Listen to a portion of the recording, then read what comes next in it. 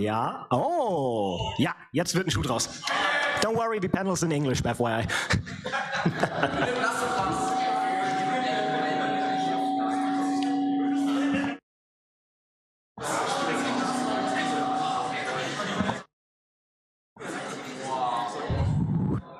Okay.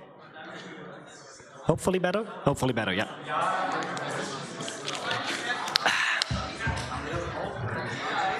Okay, I'm tired of waiting, so let's start. Welcome, everybody, to German Fandom 101. Woo! And coincidentally, my first convention panel ever, so if I screw up, I promise I rehearsed for this, I promise I definitely. But yeah, the idea for this panel I got over time, like over the years. When I started out, I basically found GalaCon via YouTube and went to GalaCon and enjoyed GalaCon, and then I was like, so what now? What else is there? Is there anything? I have no idea. And I had to like scratch together all of this information myself, and yeah, essentially I thought like, why not make it easier for any new guys? So first questions, a little bit of audience interaction. Hands up if this is your first or let's say second pony meetup ever. Nice. Yeah, perfect. Nice to see you guys. This panel is for you, and I'm so sorry to steer your second hour of GalaCon. Let's hope I make it worth it. Also, hands up, who here does not speak German? Just FYI, just so I... Okay, 2 guys. I was asked to hold this in German. No. My wife speaks German. Yeah, no, I was asked to hold this panel in English anyway, and the slides are English. Don't worry about this is the only German. So even you guys will get something out of this. Alrighty. What is the next slide? I don't know.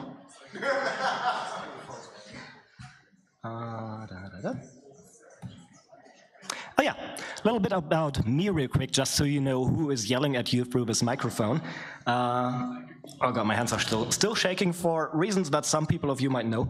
My name is Philip, nice to meet you, but most of you might know me by my fandom nickname, which is Philip.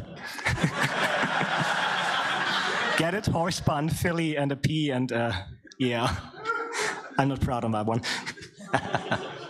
Yeah, I'm a brownie since 2014, how time flies. Like, I have my 10-year anniversary next year. Back when I started, people was like, oh, you're the newbie, oh, is that so cute? You're not a brownie since 2012, how sad. And look at us now. Yeah, my first meetup, like I said, was also GalaCon, I think 14 or 13, 14, I think.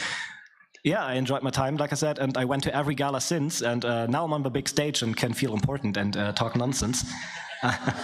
I'm just gonna skip over the other 3 real quick, because currently they most likely seem like gibberish to you guys. Yeah, I stuffed... yeah, so far I staffed a couple of meetups, like smaller get-togethers myself, and yeah, I think I have some experience to tell you about all of this stuff.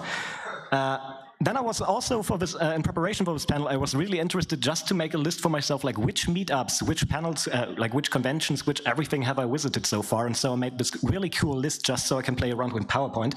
So these are the German conventions I've visited so far. Don't get your hopes up, Brony Fair is dead. These are the meetups, like smaller meetups, 50 to 100 people in Germany that I visited at least once. For the loads, let's throw in like some monthly locals.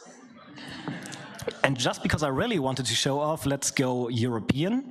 Those are the European cons, and worldwide we at least have like, no, come on, 2 more.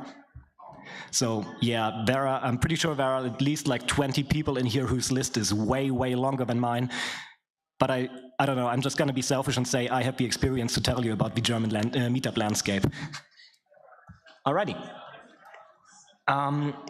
Yeah, this is like basically the types of events that I personally categorize like brony meetups in, because we are in Germany, even fun needs to be categorized.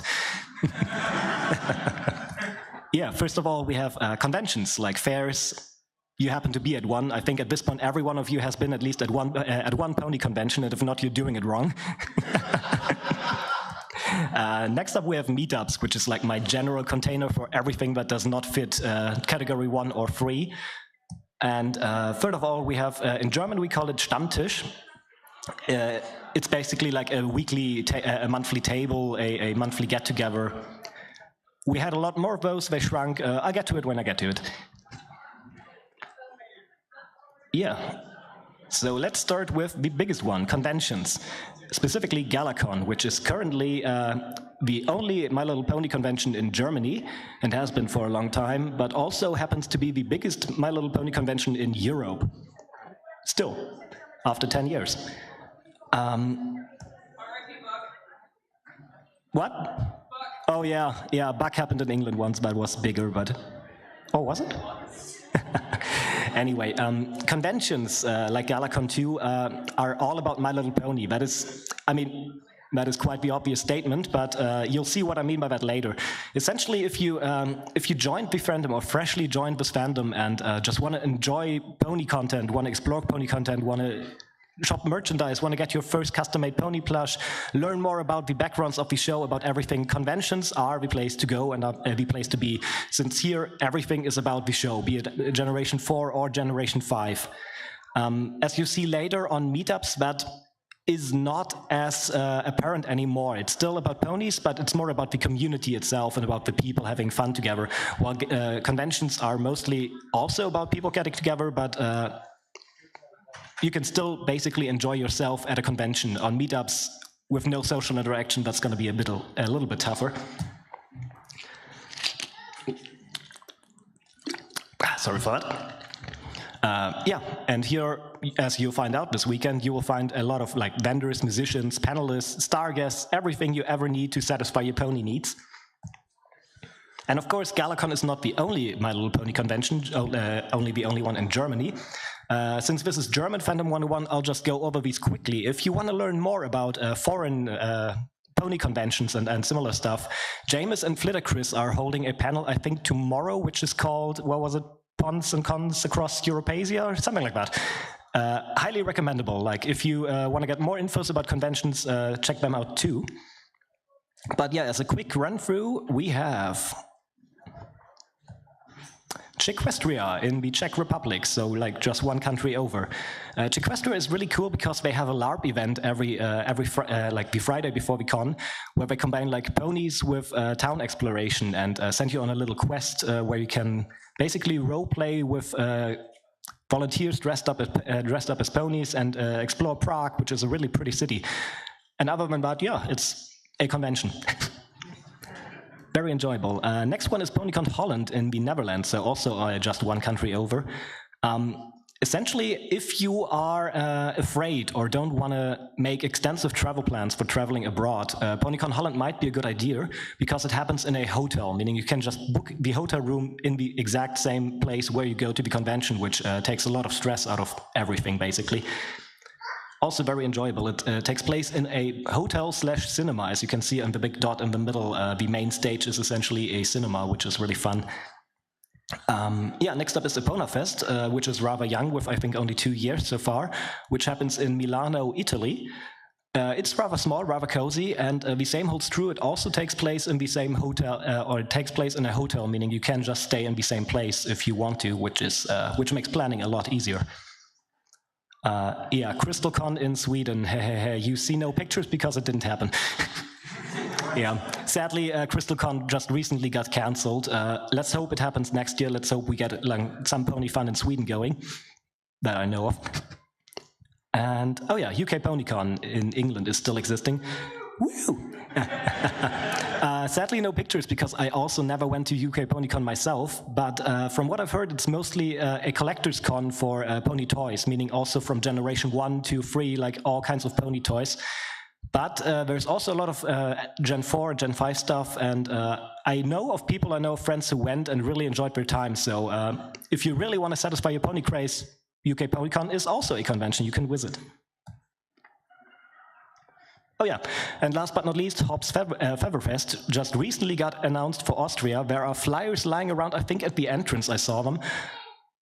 Yeah, I have nothing to say because they literally just announced themselves. Let's hope it gets fun. And that brings us to like the bulk of this presentation, the meetups. Yeah, unlike conventions, which are like basically pony fairs with like lots of vendors and lots of panels, meetups are most of the time more party in nature. They're like fun get-togethers where bronies get to like hang out together, drink, eat, have fun, play some games, enjoy some time, dance to some DJs. There are a lot of like common factors. Yeah, just so you know about the scope I'm talking here, most German brony meetups are around 50, 100, not 100 were a good time, 100 there, yeah, good morning. Yeah, around 50 visitors these days is about average. It can, of course, be lower, it can, of course, be higher. There are all kinds of meetups. Some people just plan small get-togethers with 20 people or something like that, just so you have an average idea what I'm talking about here. And like I said before, the focus here is more on just getting together, getting to know people, getting to have fun with people, hang out and have a good time. Of course, all of them are still pony themed, and you will find ponies at every corner, but basically it's not the cornerstone of meetups anymore. So you will not find as many vendors, you will not find as much direct pony content, and more like transformed, let's have fun in the fandom. Yeah, and generally some kind of bed or camping opportunity, foods and drinks, and most of the time some evening show or some sort of music is included in all of them. So yeah, Germany, organized as always. You will most likely never get hungry on a meetup. Like, all of them are mostly all-inclusive events, which is pretty nice, honestly. Yeah, another couple of staples you will find at almost every meetup these days is My Little Karaoke. Anybody doesn't know what My Little Karaoke is? Do I have to explain? No, Loneless, no. Was that serious, or? Okay, you know SingStar, right? SingStar, the karaoke thing where you sing and try to hit the notes but fail eventually. Yeah, some fans remade that with pony songs. Like, it's an open source software, and My Little Karaoke is like a fan project full of like every song you hear in the show, and almost every brony song you can think of is in My Little Karaoke. I think it's also set up in the gaming room as every year, so check it out if you want to have a good time singing. Yeah, the Paperboat Cafe. Woo! Property by Mimic. Yeah, we have, this fandom has its very own maid cafe dressed up as ponies, who are present at pretty much every meetup ever, and yeah, even this convention this time for the first year ever. Yeah, so if you ever want like your favorite pony serving you a waffle while, I don't know, being nice to you sometimes, rarely, that's the place to go. Brony Madness, wonderful term coined, I learned it from Capra. I think it just perfectly sums up all the kind of like, you know, instantaneous, spontaneous, fun, silly randomness that happens on meetups. Like, you never know who starts something and what it snowballs into. This fandom has so many inside meeps by now. I would like to give you an example, but I forgot. But yeah, and you may laugh now. That's what's alcohol is like 50% of those meetups.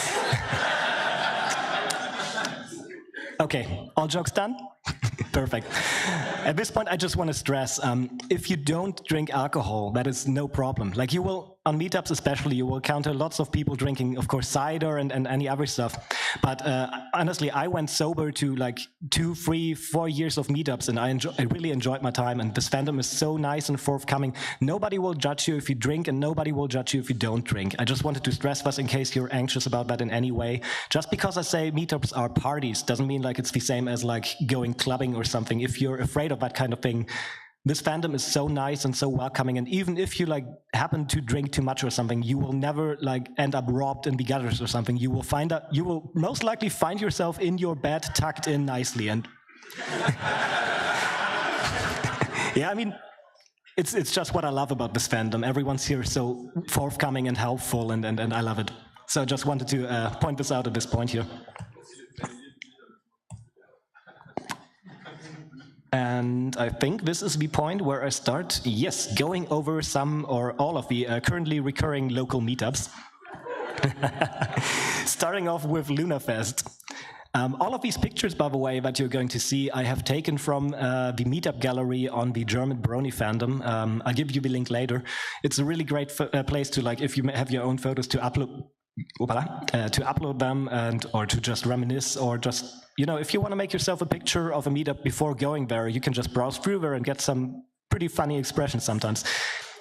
So let's start with LunaFest. LunaFest takes place in Hamburg every year, or lately every second year, and is the most like club-like party, so to say. Like, it takes place in a club in Hamburg directly at the train station, and it goes from like 18 o'clock, aka 6 p.m. to whenever they close, most of the time like 5 a.m. or something like that.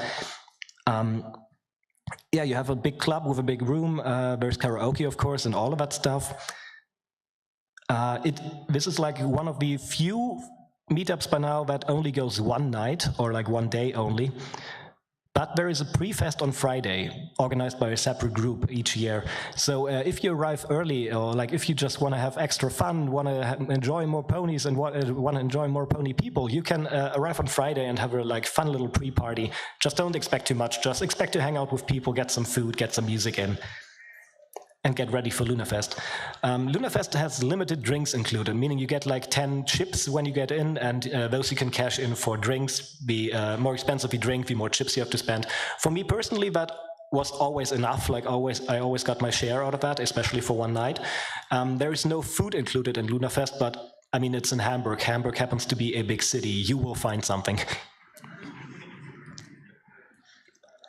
Yeah, and as it is like a club-like party, you will definitely have DJs. You will definitely get to dance all night long. Last year, because LunaFest had a anniversary, they also had live acts. Stable 2 Stallion, if that rings a bell to anyone. Yeah, they had them before Everfree stole them. But yeah, LunaFest, very enjoyable, very recommendable, is fun. Will happen next year, hopefully. Yeah. Organizer says yeah. All right, let's jump over to Derpyfest, which initially got, from what I got told, got planned as not a countermeasure, but like, basically the founder was like, I never managed to go to LunaFest because of work, because of anything. I just make my own LunaFest with blackjack and PG-18. Yeah, Derpyfest has formatting. This is GalaCon stuff fault. Derpyfest has changed a lot, both in locations as well as organizers over the year as staff.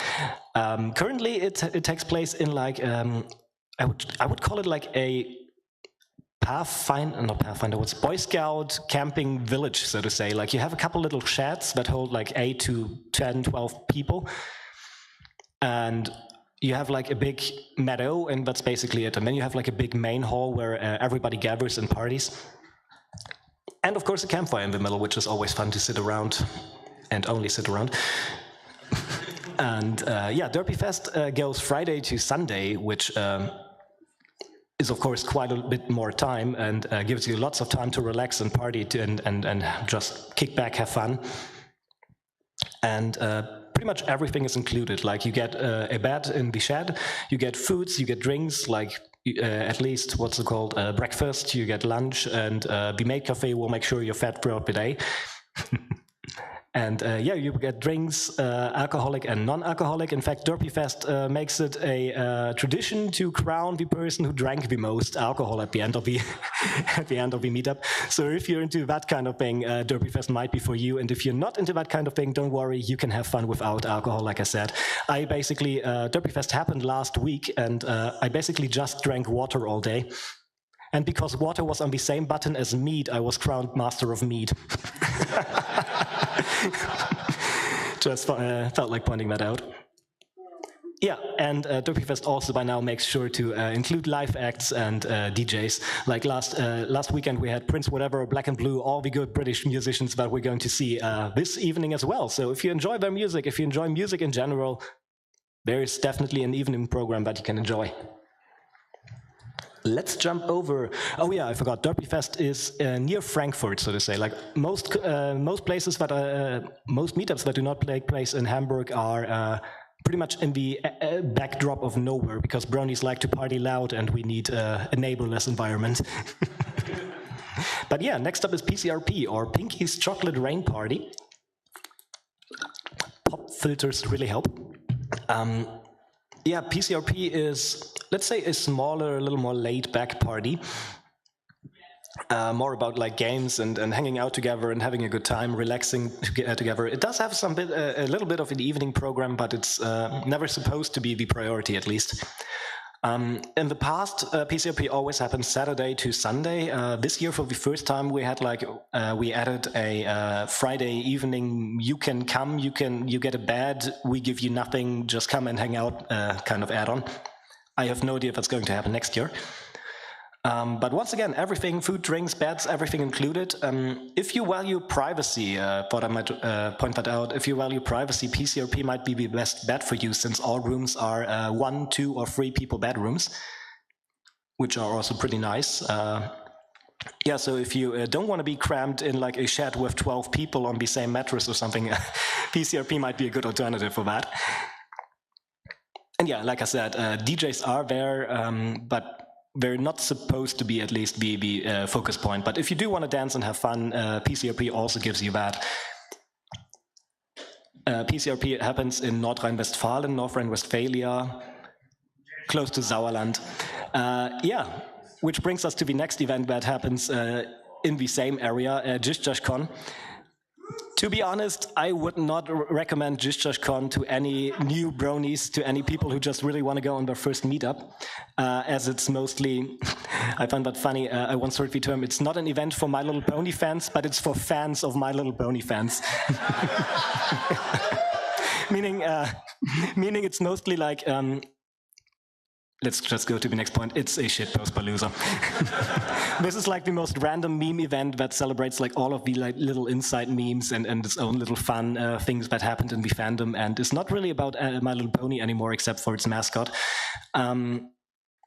Yeah, imagine things like medieval poor noodle lancing tournaments, or 2 professional nurses telling you about their most gruesome cases during breakfast, just for the lol.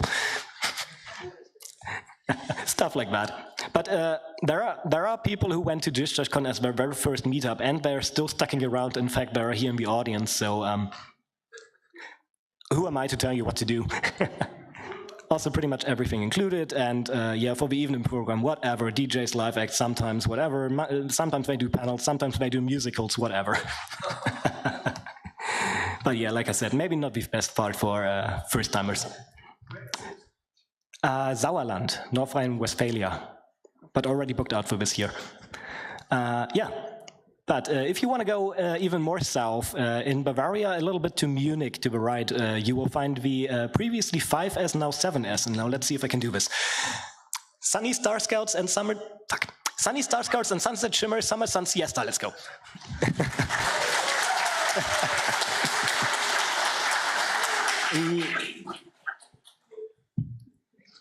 Yeah, it takes place in like, how do I even explain that? Like you have the location itself, which also happens to have a pool, like an outside pool that you can see over there, which is always fun in summer. Yeah, the most significant things for me for the 7S are the pool, of course, the talent show that happens every year, which often just ends up ridiculous. Imagine someone taking a chainsaw and opening a can of beer with that. So yeah, sometimes you see some really ridiculous and really fun stuff on there. And I should stress the amazing food. The Bavarians always take big pride and big effort in providing you like the best food I ever had at meetups. Which is a lot to say, because they need to feed like 50, 60 something people. Most of the people would just say, let's have noodles, put some tomato sauce on there, and we will all survive. And these guys most often go the extra mile to provide like really amazing shit, PG-18 stuff. And yeah, I thought I should mention that. It also goes Friday to Sunday, so you get like a very long time there. And they have little, they have rooms within the venue which hold like, I think the smallest one were 6 people, the biggest one were 12 people. Question? Smallest 4, mostly 6, and then 11 and 12. Yeah, right. It starts at 4, but good luck getting that room in time. And yeah, the biggest ones are 11. Are 11 because 12 is Fuchsbau, and you do not want to get the Fuchsbau. Yeah, once again, everything included. Like I said, amazing food, drinks, as much as you want, including alcohol. Most of the cases, you get a free bed. Woo! And yeah. I'd say B7S has the least organized evening program. Like there's not an actual evening program, like with like you go to the main stage and there is a DJ, and after that you will have a DJ, and after that you will have a DJ, and then you have a live act. B7S basically just does whatever it wants. Like if someone wants to DJ, they will find like some place indoor or outdoor or a toilet, and they will just DJ. You'd be surprised how many DJs in this fandom DJ on toilets. Don't ask. Don't ask. Yeah.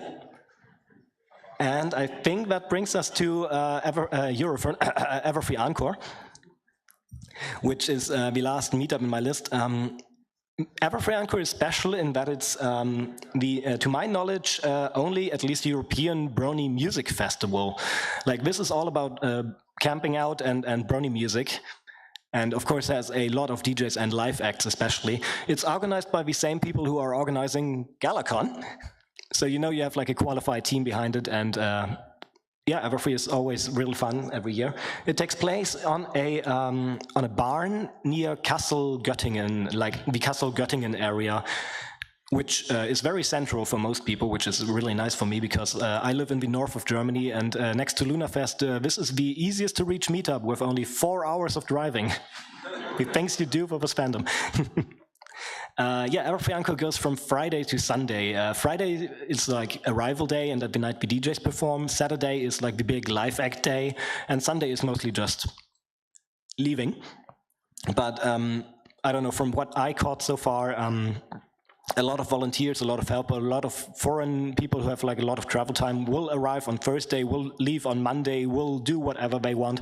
So if you just really want to camp out for a long time and have fun with friends, yeah, I'm sure you can find some way to even to prolong your time there even longer. I think this year, for the first time, they even had an official after party on Sunday evening after cleaning up and stuff.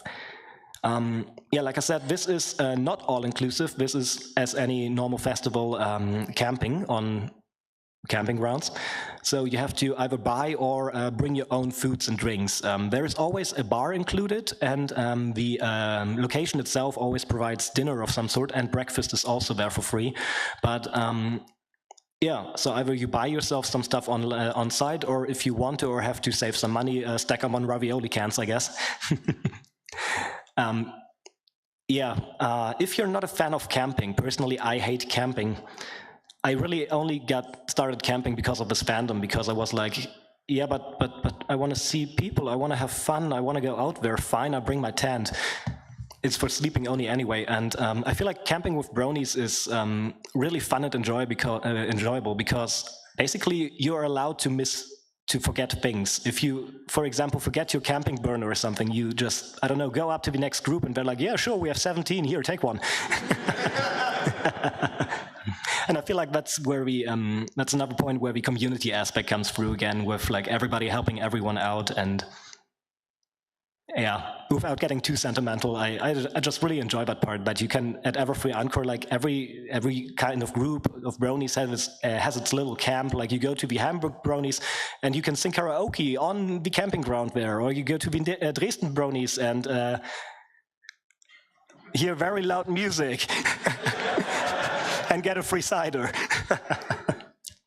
So yeah, it's just really fun hopping from like little camps to little camps. Not just at Everfree, there are other camping events too, but yeah, that's really fun, the community aspect. And of course, yeah, if you like music, you have to go to Everfree, obviously. Like they make sure to get like even international brony artists on stage every year, and they try to keep it varied. And I'm not sure where I'm going with the sentence. But yeah, like I said, it's all about music, it's about camping, it's about just enjoying time together.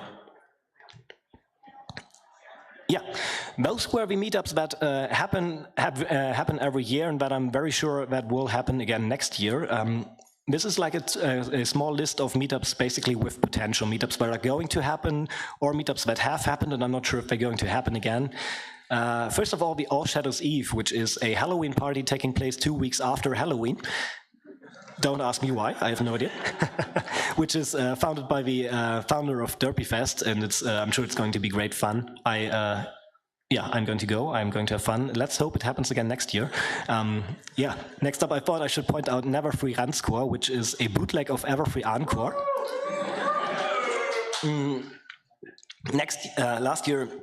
Last year, sadly, Everfree Encore had to be cancelled, and because so many people already booked like vacation, booked free time, booked the train tickets, a couple of bronies came together and was like, okay, fine, we make our own brony meetup with blackjack and, you know.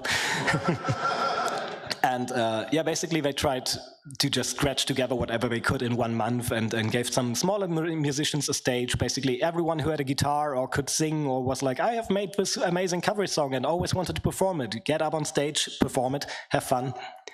And yeah, despite Everfree Encore going strong again, they are planning on doing something next year as far as I know. So keep your eyes peeled if you just want to, you know, get more music, camping, enjoyment, fun, silly music stuff. Yeah, next I thought I should mention Starlight Glimmer's Secret Village Party, which was like a small get-together with like around 20 people. Sadly, I couldn't go myself. I heard it's supposed to happen again next year. I think it was located somewhere near Bavaria or closest to Bavaria. Just another name to keep your eyes on. Was fun, as far as I heard. If you're a fan of LAN parties, we happen to have those, I think.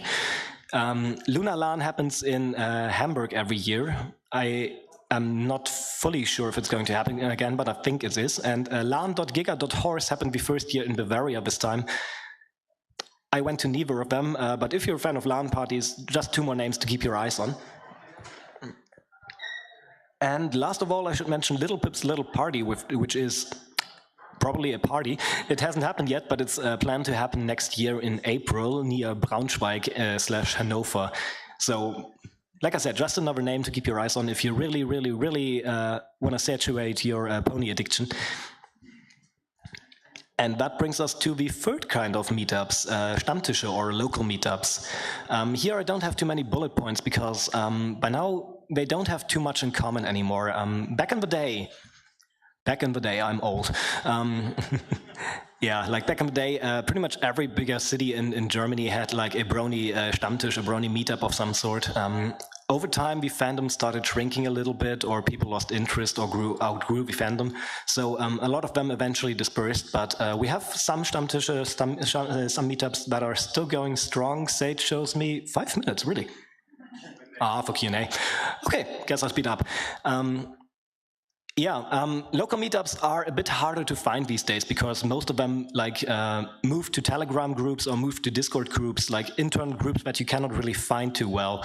I will give you some way to try and locate some in a second. And yeah, they vary a lot. Like Cologne has a very calculated approach, so to say. They have like their own organizing crew that gets food and gets all of that stuff going. So you just show up, you pay for €1, you get all of your drinks and food needed for that day, and then you just hang out together at a beach or in the winter in a little location they rent out. Dresden meets up whenever at Central Station, 16 o'clock, and does whatever whenever they want. And those are, so to say, the two extremes. Like every group does its own little thing, organizes itself. Yeah, you have to try around, have to see if there's something local at your place, and if it fits your needs, so to say. Yeah, and by now you're probably curious, where did I get all these infos? Where can you get all of these infos? Let's go over a few links. The Bronies.de German Brony forum shrank a lot over the last years. There's not too much activity going on these days, but to me it's still the #1 place to look for meetups and to look around, especially in the Treffen / meetup section. because still every new meetup or every meetup that happens again this year will most likely at least post a quick thread with a link to their website or a link to the ticket shop or some information on here, which is still the best way to get any of that information. If you're looking for local meetups, they are also located in here. Just go through, see if just go through the Unterforen, see if you find something nearby, and worst case, just make an account and ask like, hey, you guys still existing? You guys still happening? Can I join? Please, please, please.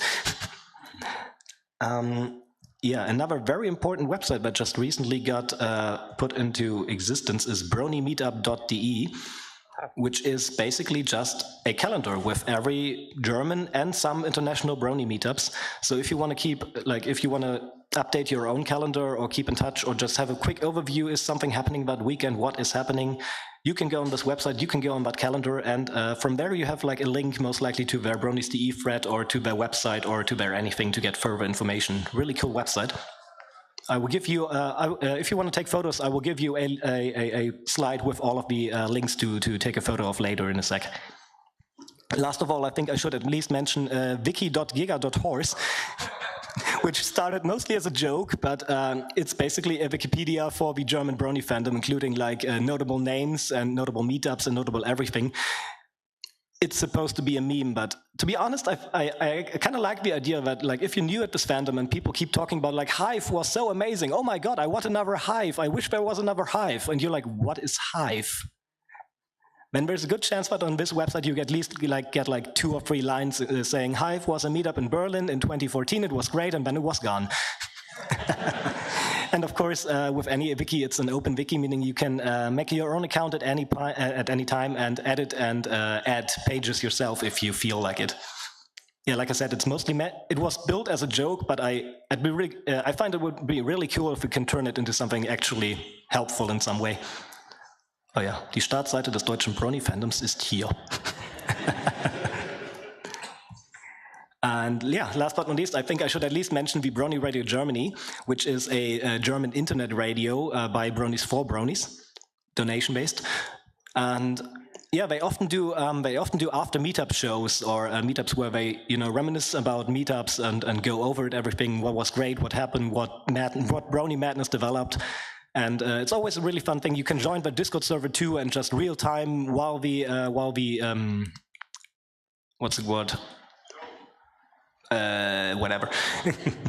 Yeah, and just chat along with other people and share your experiences. I find it's a really great way to battle post-con depression if you're back home and reality sets in and you're like, oh no, I want to go back on that meetup, I want to go on another meetup. It's just a really nice way to kick back with other people and just, yeah, share your experiences. Yeah, at this point I should mention Discord and Telegram, as by now most meetups have some sort of Telegram or Discord server/group. This is just a not finished list, a quick overview, what group uses what. Yeah, those two are definitely the social medias to go or to have if you want to stay in touch with any meetups or have questions to ask or just want to stay informed. I think I have it here, yeah. Most meetups or Stammtisch or anything that want to be found have their Telegram group or their Brony server either on their website or in their Bronies.de forum. You will, like, if you look, you will most likely find some kind of link they're leading there. If not, their fault. I guess they just don't want to be found. Yeah, if you want to take a photo of the links and check them out for yourself later, this is the chance to do. I will keep the slide open for like a couple more seconds.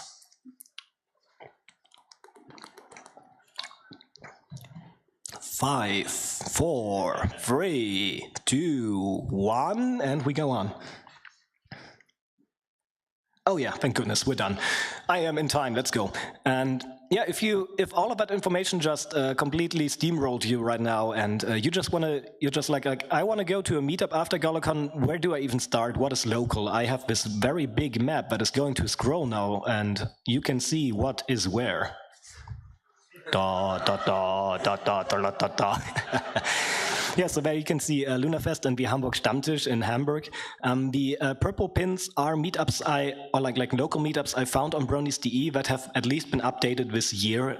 Like I said, as they do everything on like their own Telegram or Discord servers now, it's kind of hard to get infos on that. So no guarantee that any of those are still existing. Worst case, make an account on bronies.de and just ask. Yeah, PonyCon Holland to the left, Czechoslovakia to the right, Everfree Anko in the middle, PCRP to the left, Köln, Dresden, Derby Fest a little souther, that is a word. And there you can see GalaCon looming in already. I think you know where that is.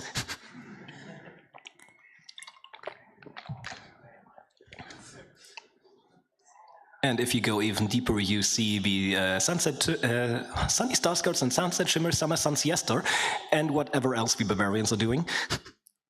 And in the very, very south, if you go even south than this map, you will find Epona Fest in Italy. Just as a quick overview, what is nearby, what is there, what is for you. This map will scroll a little bit longer. I did not think this through. I will drink my water.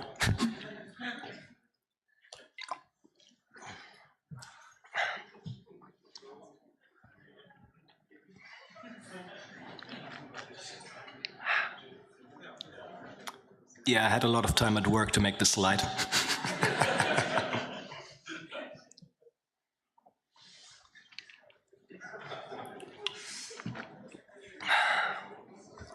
Yeah, whatever. Yeah, and last but not least, some quick final words, just some tips from me to you. Bronies.de and BronyMeetup.de are your friends. Like I said before, you will get most infos on any meetup on these two websites. And if you have any questions to ask, like if you're not sure, hi, are you guys still existing? Are you guys still happening? Do I need to bring X to X meetup or something? You will find infos there, or you can make an account on Bronies.de. You can ask. You can find the way. You can find your way to like a Telegram group there, on a Discord group, and just ask there. Just in general, I think that's the next point. Yeah, if in doubt, don't be afraid to ask. Like I said, this fandom is very willing to help and very open. So if you have any questions about any meetup or anything, feel free to ask me to come up here right now. I think in 2 minutes or something the Q&A starts, or after the con during the entire weekend, or just ask literally anyone you think might have an answer. I'm pretty sure everyone here is happy to help you out. Yeah, every meetup is different, and every group is different. Especially the local meetups by now have shrunk so far that some of them are just basically friend groups, like group of 5 friends who have known each other forever, and sometimes it's hard to fit in there or to like be the new guy who joins. And especially even bigger meetups, sometimes you will just not connect with people immediately, or sometimes the group of people is just not for you. But that doesn't mean the entire fandom has to be bad. Like every person here is different. So if you go to GalaCon and really enjoy your time here, are you enjoying your time? I mean, it's hour 2, so what are you enjoying? Yeah, if you're really hyped on pony stuff after GalaCon and go to the next meetup, and for some reason it just feels really off to you or something, maybe don't give up immediately. Try another meetup. Try meeting some other people. Try hanging out with other bronies. You might just not have found the correct group for you, so to say. Yeah, and as I said before, most of the time, traveling to meetups is time-consuming, takes some time. Hands up if you took more than, let's say, 4 hours to get to GalaCon. Yeah, you know what I mean. I took 10 hours yesterday. DB, am I right? Yeah, so yeah, the travel times are just atrocious. That's just a fact. And if you can like at least travel with one friend, or like share a ride, or travel on the train together, or like find a whole group. I think the Czech people are always traveling with like how many people? 20, 30? Yeah, something like that. Yeah. So basically, at that point, you have a meetup in yourself while traveling to the con. So if you can get anything like that happen. Go for it. It just makes you more sane. And I think that's it. So that was the official part. I hope you got at least something out of this. I think we can now go to the Q&A. I think there's a microphone over there with a volunteer who's already itching to Test. Oh, take your questions.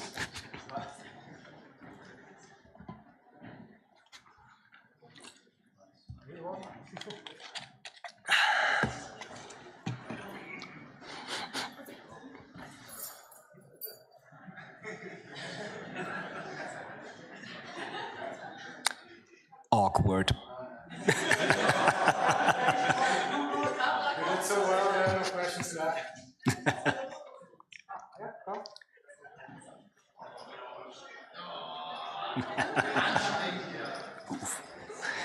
I get it, we're all getting old.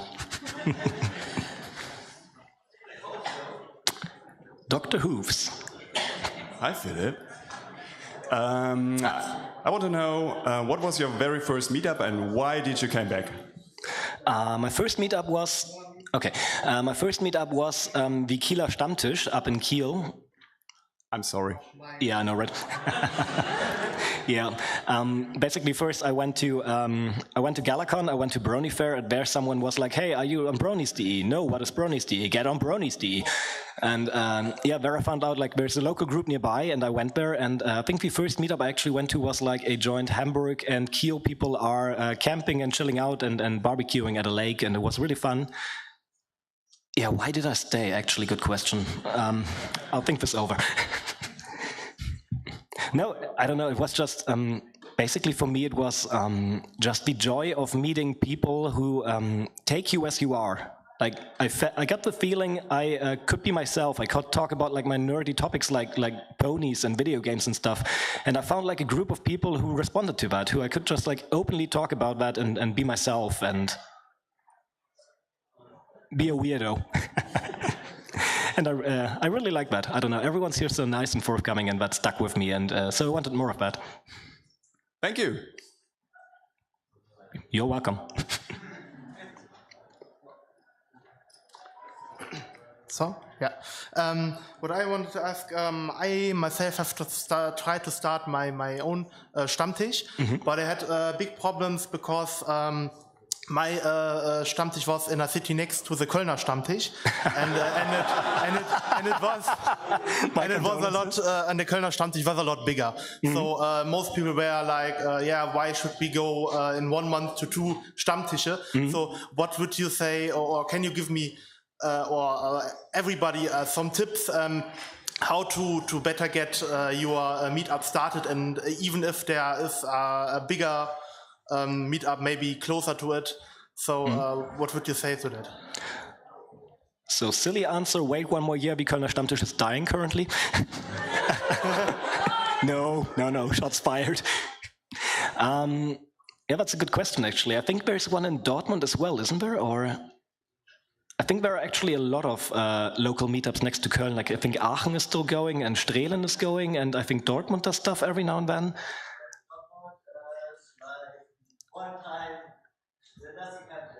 Ah, okay. Dortmund happened like once and never again.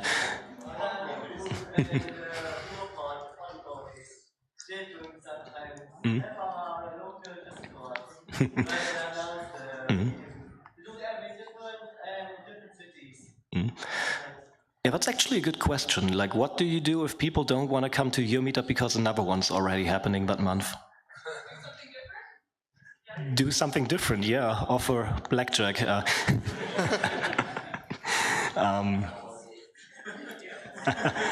I would say tip number 1, don't put your meetup on the first weekend of the month, given that that is when the Kölner one is happening. Honestly, I'd like to open that question to the group. What do you do if you want to have a meetup nearby, but a bigger meetup is sucking up all of your audience? Just make sure your meetup is as distinct from the bigger one as possible, so that you get all the people who don't want to go to the bigger one. Being distinct, okay. Like if But the Stammtisch is pretty big and pretty organized, maybe you just invite some people around from see who can get and hang out. yeah, something more spontaneous, for example, to differentiate yourself. That might be an idea, yeah. Honestly, I have no idea. But I wish you the best of luck. Thank you. So there you heard it. New meetup near Köln. Where? Yeah. Where do you want to do it? Düsseldorf.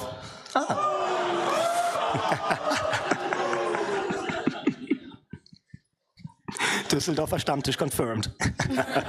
So if you hate Cologne and really don't like these guys and you just really want to go on Cologne's nerves, Düsseldorf Stammtisch, there you heard it first.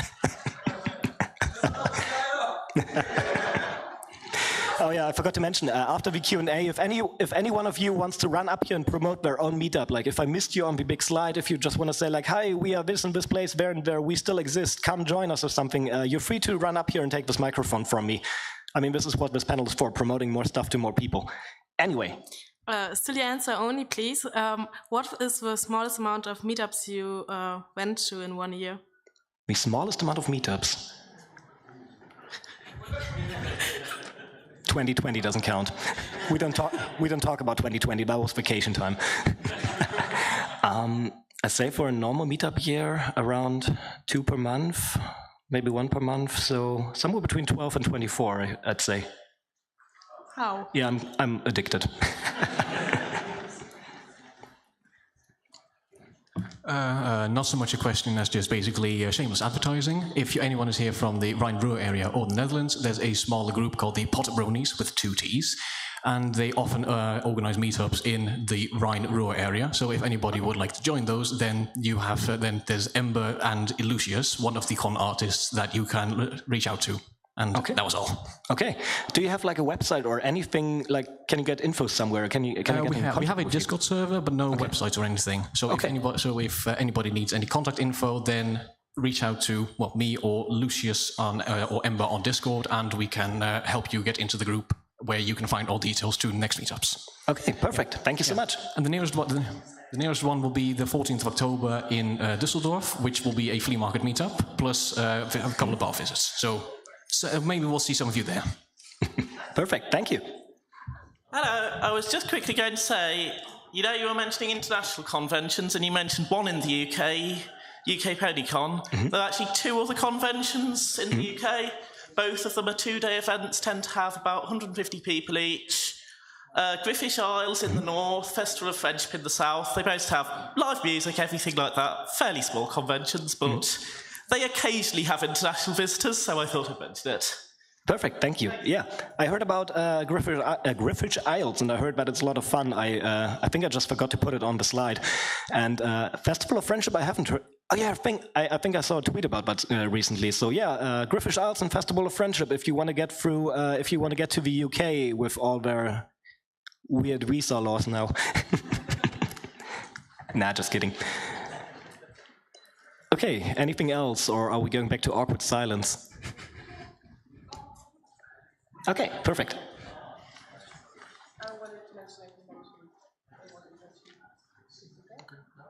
Yeah, so I think you also didn't mention GalaCon, which is in Warsaw in Poland. Come to Poland, it's great. I think I also saw that on Twitter recently. Yeah, I actually forgot to put a slide in for that too. Yeah. Yeah, so. Poland has another thing going too now. Do you, like where can we get infos on that if you... Information, like just write GalaCon. It's written... Okay, it's actually a fun fact, like... I can write it. That would be amazing. I have no idea what I'm going to write here. Because in like every same language, pony is similar to pony, but in Polish it's kucyk, which is like... there's this meme like in... word pony in every country. Give me a second. Where should I write? Give me a second. Okay.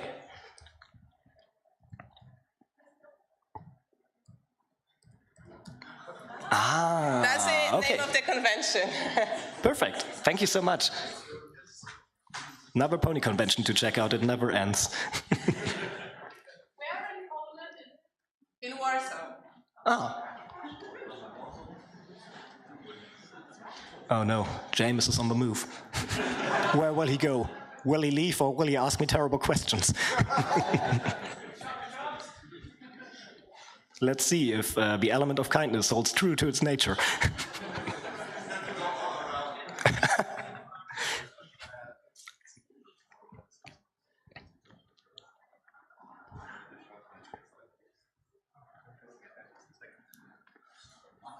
Okay, hi. I don't have any questions because it creeps some people out when I ask. Zekora almost ran away when I approached the microphone once, so I don't want you to run off the stage. I just wanted to say I've been to GalaCon and yeah, it was good. Definitely recommend to anyone to come. I wanted to say about the meetups in the Czech Republic when GalaCon was mentioned. You probably know about Czechvestria already, but we have every year annual meetup in December. It's called Winter Karaoke Party. Yeah. Yeah, how you know? How exactly? Yes. Yeah, your caps lock is on. Whatever. Is that default? Whatever. Yeah, you can even find it on the Bronies DE. We posted the info there. So if you're interested to visit Prague, also not just during Czechvestria time, because it's happening every 2 years. This one is happening every year since 2012, so you're all invited. Perfect, thank you. And thank you for doing such a nice overview. I totally like it. Yeah, I had a minute to spare before the panel.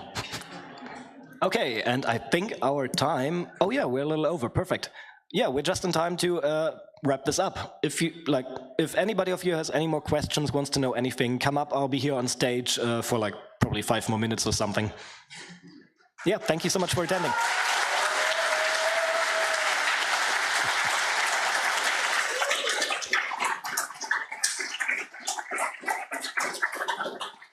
Thank you. So who of you thinks this was a giant time waste? Oh, nobody's honest.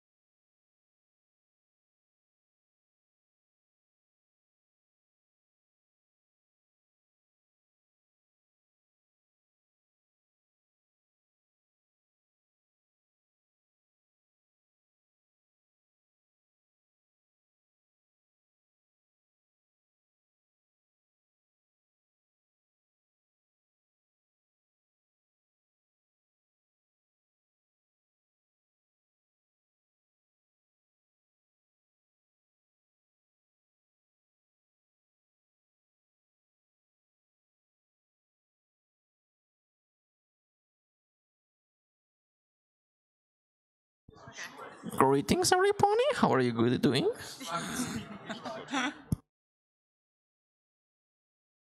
Beep, bop, boop.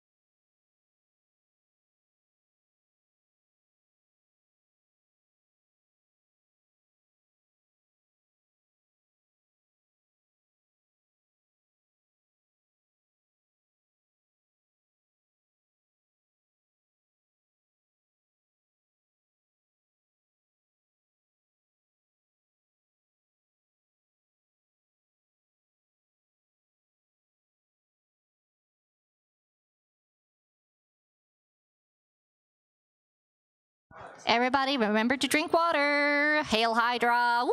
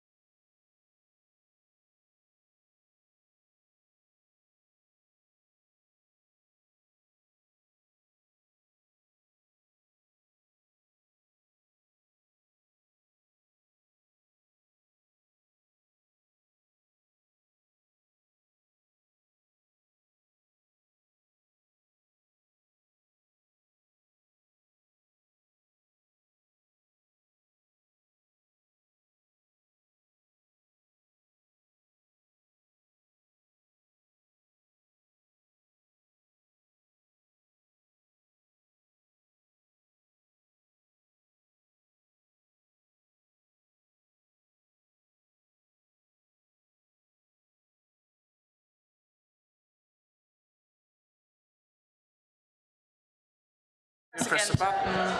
Yeah. You don't need to go that close. It's working.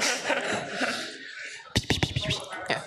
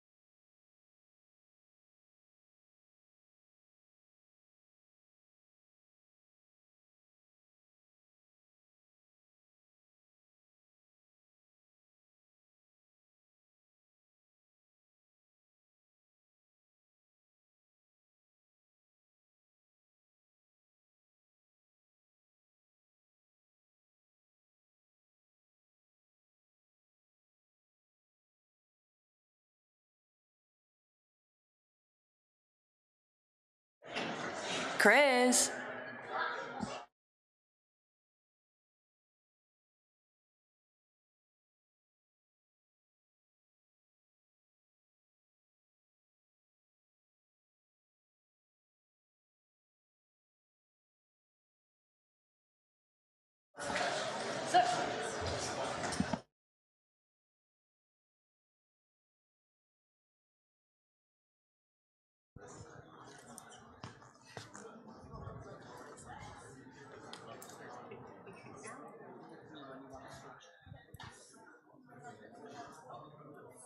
Spoiler alert! Spoilers! So, this is a kind of a chaotic start, but hi, I'm Flitter. This is Midnight. Hello. She's the purple one.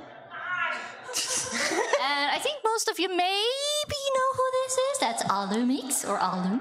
Greetings, everybody. My name is Princess Celestia. I'm here voice acting. Woo! Looking for this horse. Because, you know, as the queen of the sun and princess of Celestia, of course you need to know how to use your voice in everyday shenanigans. Oh, no, darling, I don't know what I'm doing. So today, before you, we have Do You Wanna Voice Act?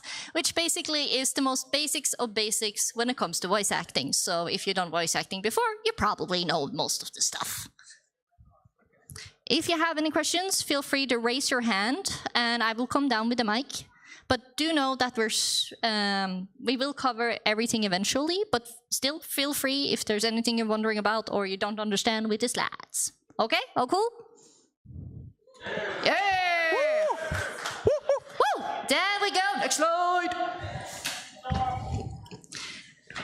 You want to say the line?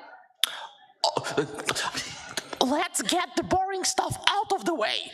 So, most of you have probably heard about, how do you say it again? Odyssey? Audacity. Audacity. You know, English.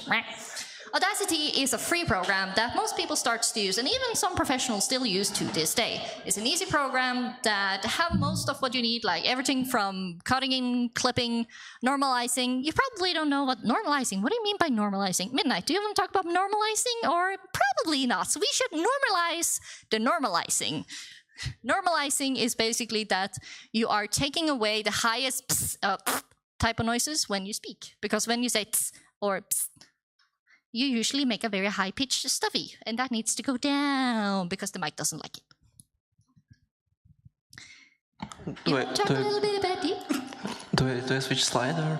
No, I was going to say, can you tell we're a bit scatterbrained right now?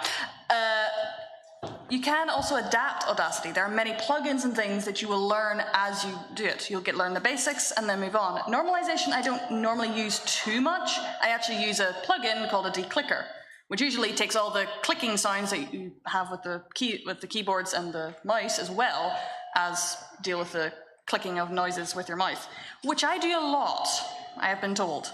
It's very annoying. This is interesting. I don't use Audacity. I use FL Studio. There's a thing that's called Sound Goodizer, and that's all I do. I just put Sound Goodizer, and it makes me sound good. And I guess it works. So that works as well, but FL Studio is not free compared to Audacity. Well, Audacity is it's free. Trial. Yeah, it's trial. You can. And then you just continue the trial for however long you feel like it. You know, totally not tax evasion. So FL Studio is a lot more than just for voice acting or just recording vocals when you're singing. Vocals is basically the singing part and the lyrics part of a song. So you can get that you can go up and down with your voice, you can do fancy stuff, but that is more for people who are more experienced as the years goes by. I've been doing this for about 5 years. I can barely use FL Studio, but again, I'm not a tech wizard like somebody over there. So in FL Studio, you can make a whole song from scratch. There are plugins. Plugins usually mean DLCs with instruments or other effects that you can put to your sound file. Sound file is, well, pretty explanatory. It's a sound file. Do you guys have anything more you want to say about the carrot and the headphones? Carrot? It looks like a carrot. Oh, Fruit. That's the Fruity Loop. It's not a carrot. It's the fruit. Yeah, it's to make I thought it was a carrot. It's the fruit. No. That's a very short, stubby carrot. It's.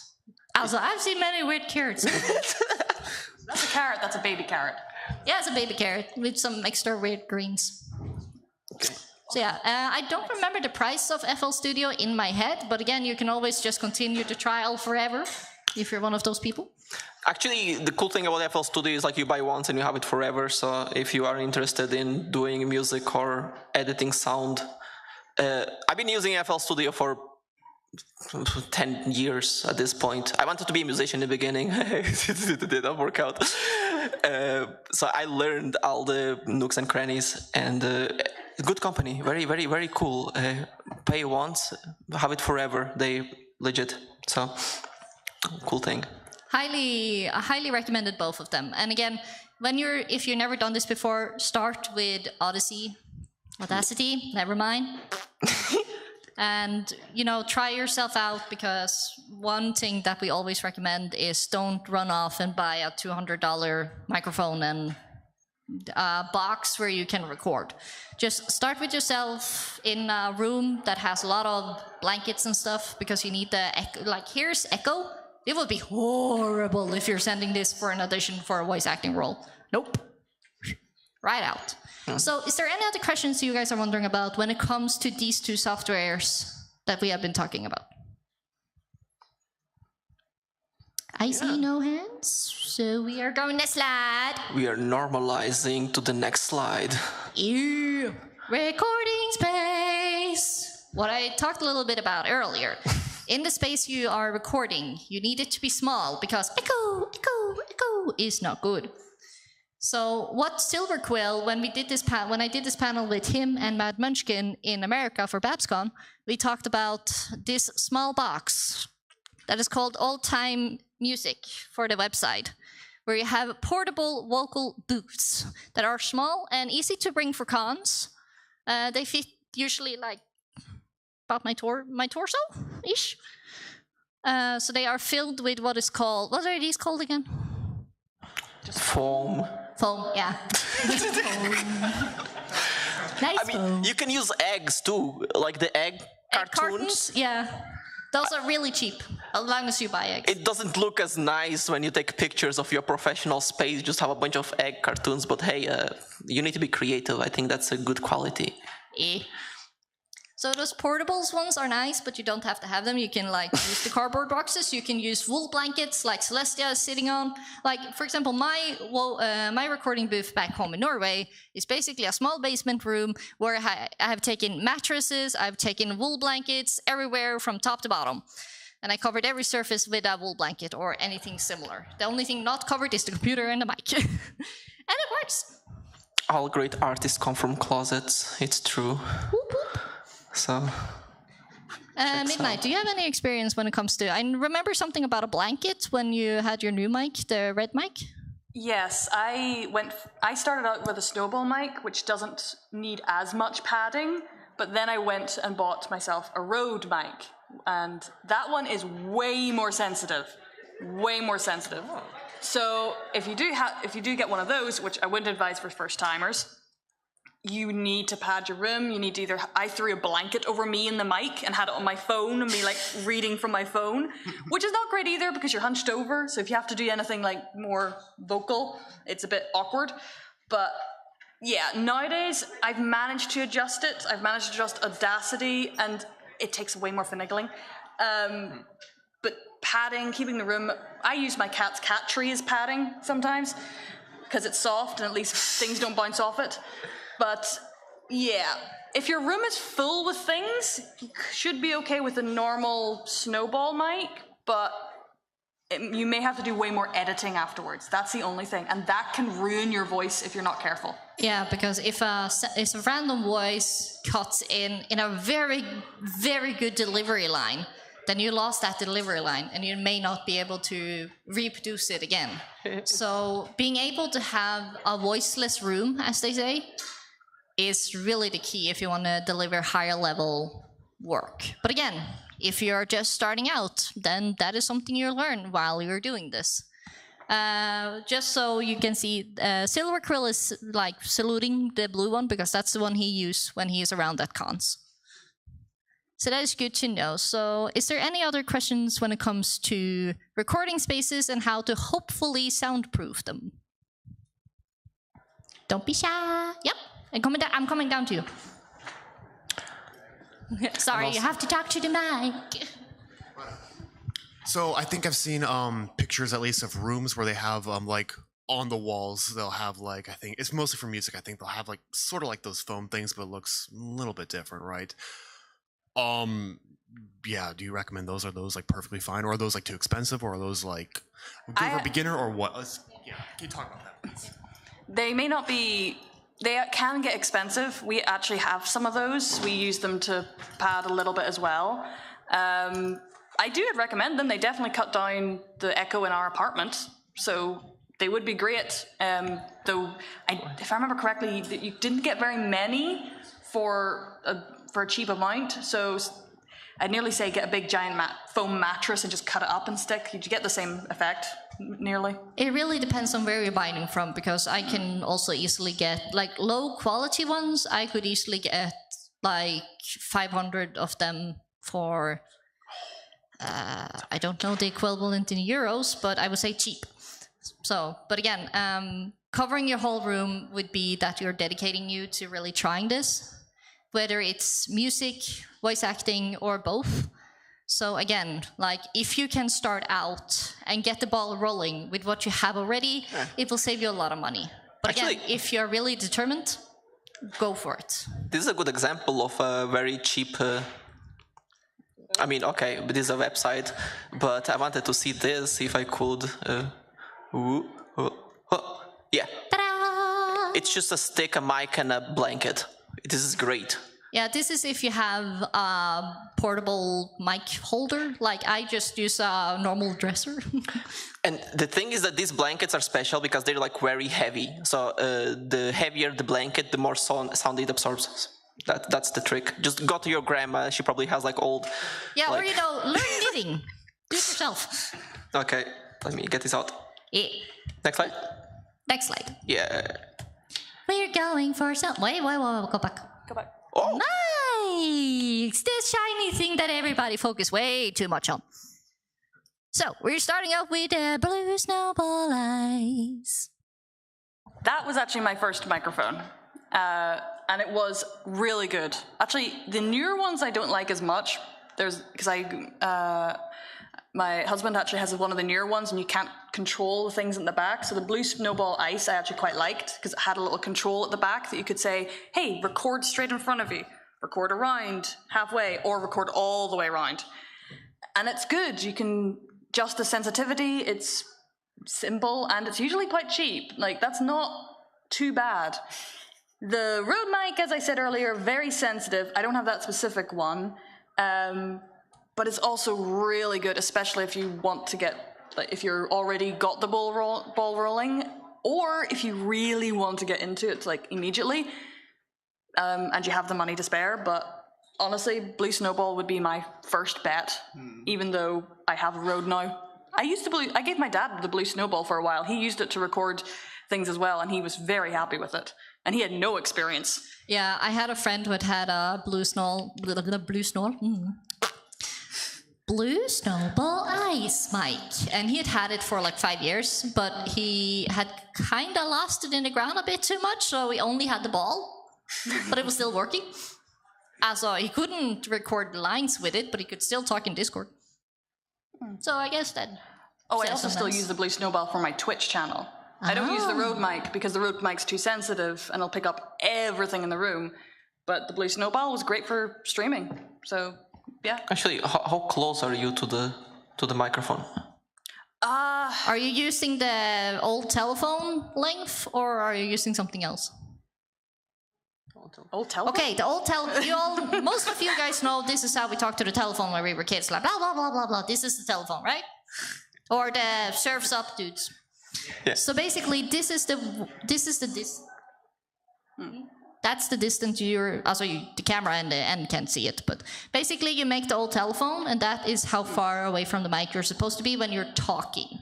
Normal talking voice. If you have to scream, try not to scream. Mic doesn't like it. You have to like fake scream, like when you're in a cinema and like you are getting angry because I don't know, you lost your phone, keys, whatever, and you know you can't be loud because, you know, cinema, it's dark, you don't want to ruin for other people, and then it's like, where is Mom? So. Wait, so are you not supposed to be like this close to the microphone? No. Don't kiss the mic. No. No, no kissing the mic. Mike doesn't want to be kissed. Do not make love to the microphone. I mean, I like to sometimes like put my face at the same level as microphone, so it's kind of surprising. People don't know the... No. Also, again, that will come to like you're kind of trying to whisper instead. You're not talking normally. I hope. True. That's a good point, because voice acting is all about good posture and breathing naturally and expressing. And if you're like this, you cannot control. Yeah, it's gonna blow up. The thing is, the way you're standing, holding yourself, and even how you move your throat affects how you sound. So it's very important when you start out to like straighten your back, shoulders back, and like remember to take your neck a little bit back, but not too much, so it strains your voice. Because if I take my I start sounding like this, and I'm not even trying. So having a straight voice canal is very important. Yeah. For the red mic, this is not the mic that she was talking about. That's another one. This is a newer, smaller one that works both for instruments and for voice. It's of course a bit more expensive because red mics are usually higher quality, and again you would have to have the blanket over your head or a better recording space. But again, if you have I forgot about that one. If you have a decent recording space, then no problem. Yep. Now this next one. Alum, you seem to be very fond of that one mic there. Yeah, it's this one. This is pretty cool. It's a Zoom H1N. It's like 100 euros. And this is basically like Blue Yeti, but handheld. Like I can just come here and start recording.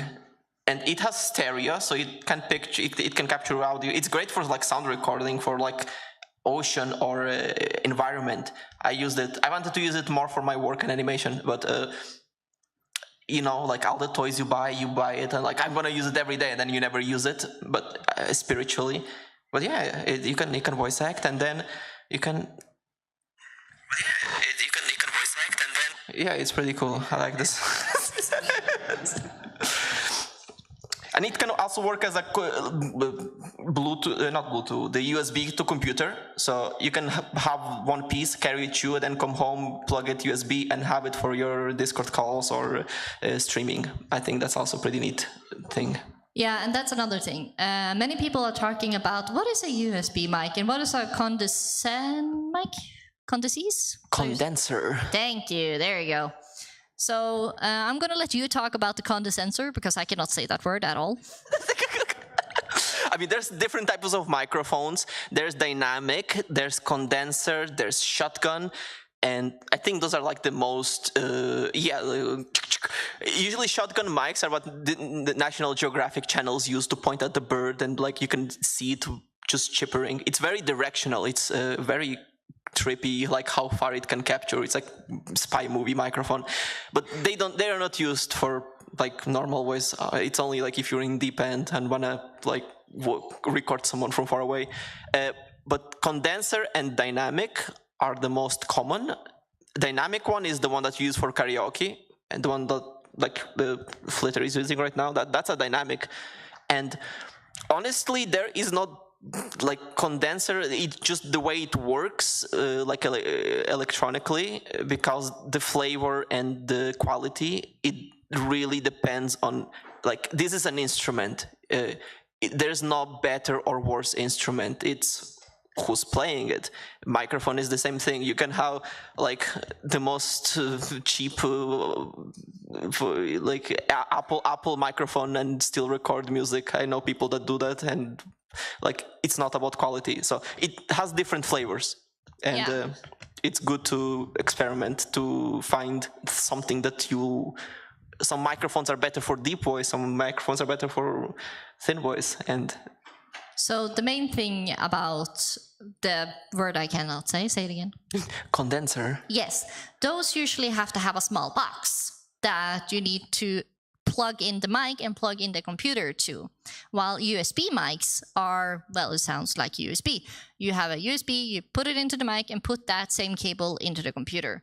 The main difference, except for what equipment you need, is that if you get into higher level or higher quality needs, they sometimes can get a small humming sound on the USBs, but not necessarily everyone notice them or care, because unless you're like ASMR inside the ear, you usually don't hear it, because there's going to be a lot of other sounds.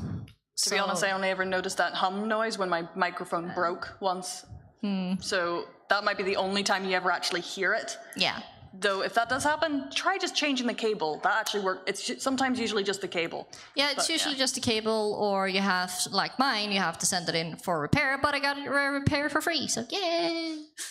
So the last one is Blue Yeti. It's one of the hot fancy ones on the market nowadays. They are very good. They can be used for anything. They have 4 different settings, from 2 people talking, 1 person talking, surround recording, or instrument recording, which is very nice. They come in a variety of colors, everything from blue, black, white, pink, and I think there's purple ones. But again, I don't know. Maybe it was limited edition. Ooh.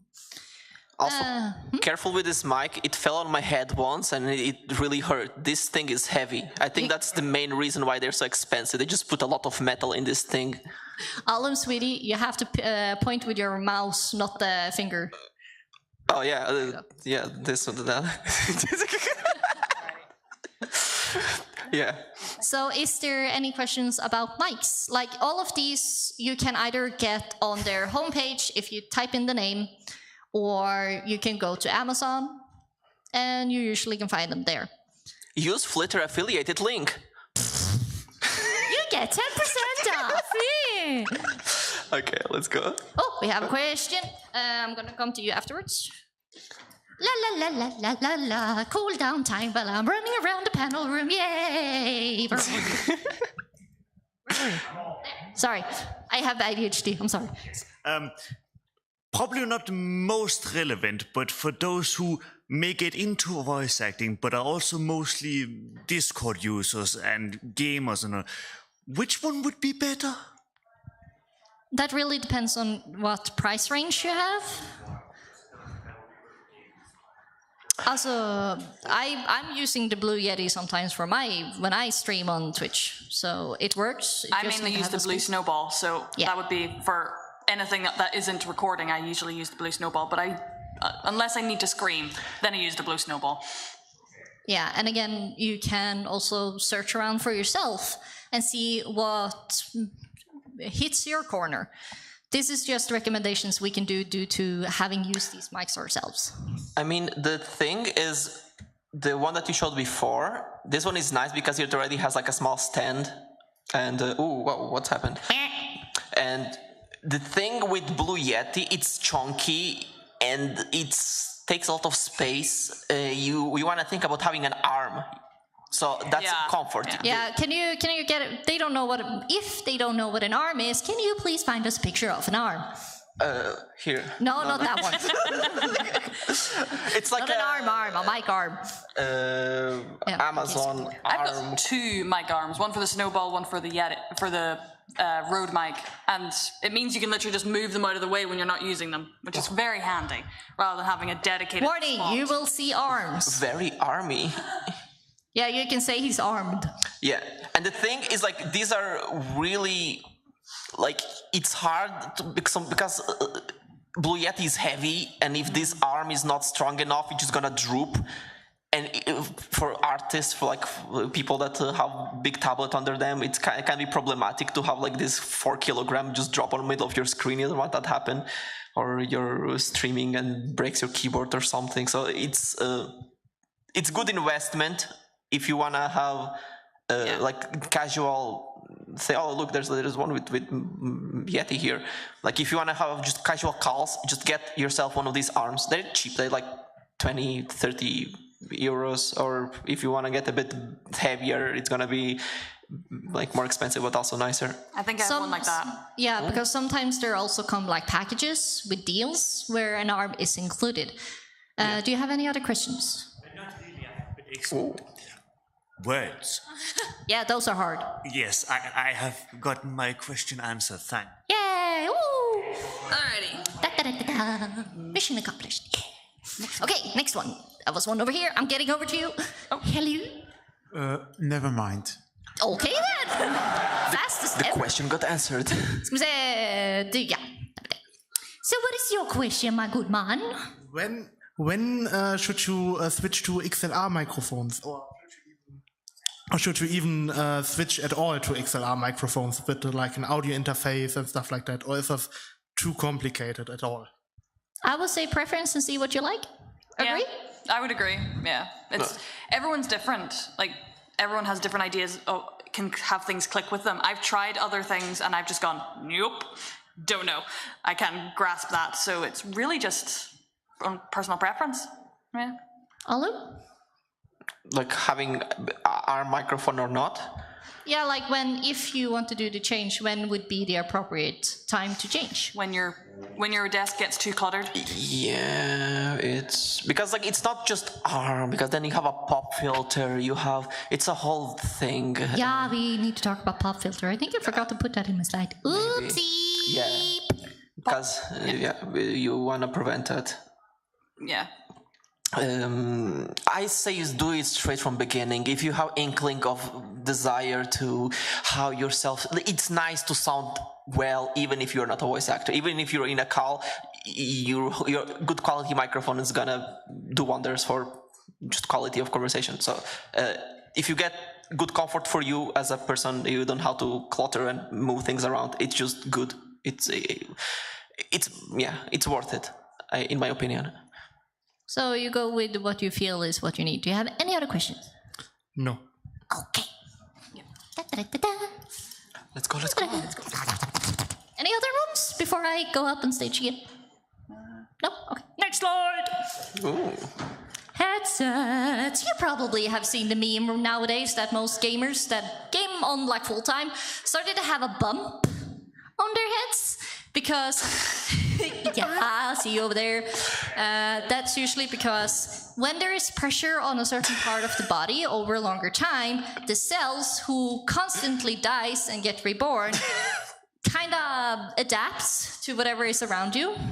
So that's why they get the bump. So it is starting to be recommended that you're using ploppies, as I call them. Basically, they have like this plastic thing that goes in your ear instead of the normal just on the outside, if you want to avoid that nice little bump. But it's dent. It's nice, aesthetic. Yeah, you know, that's street cred.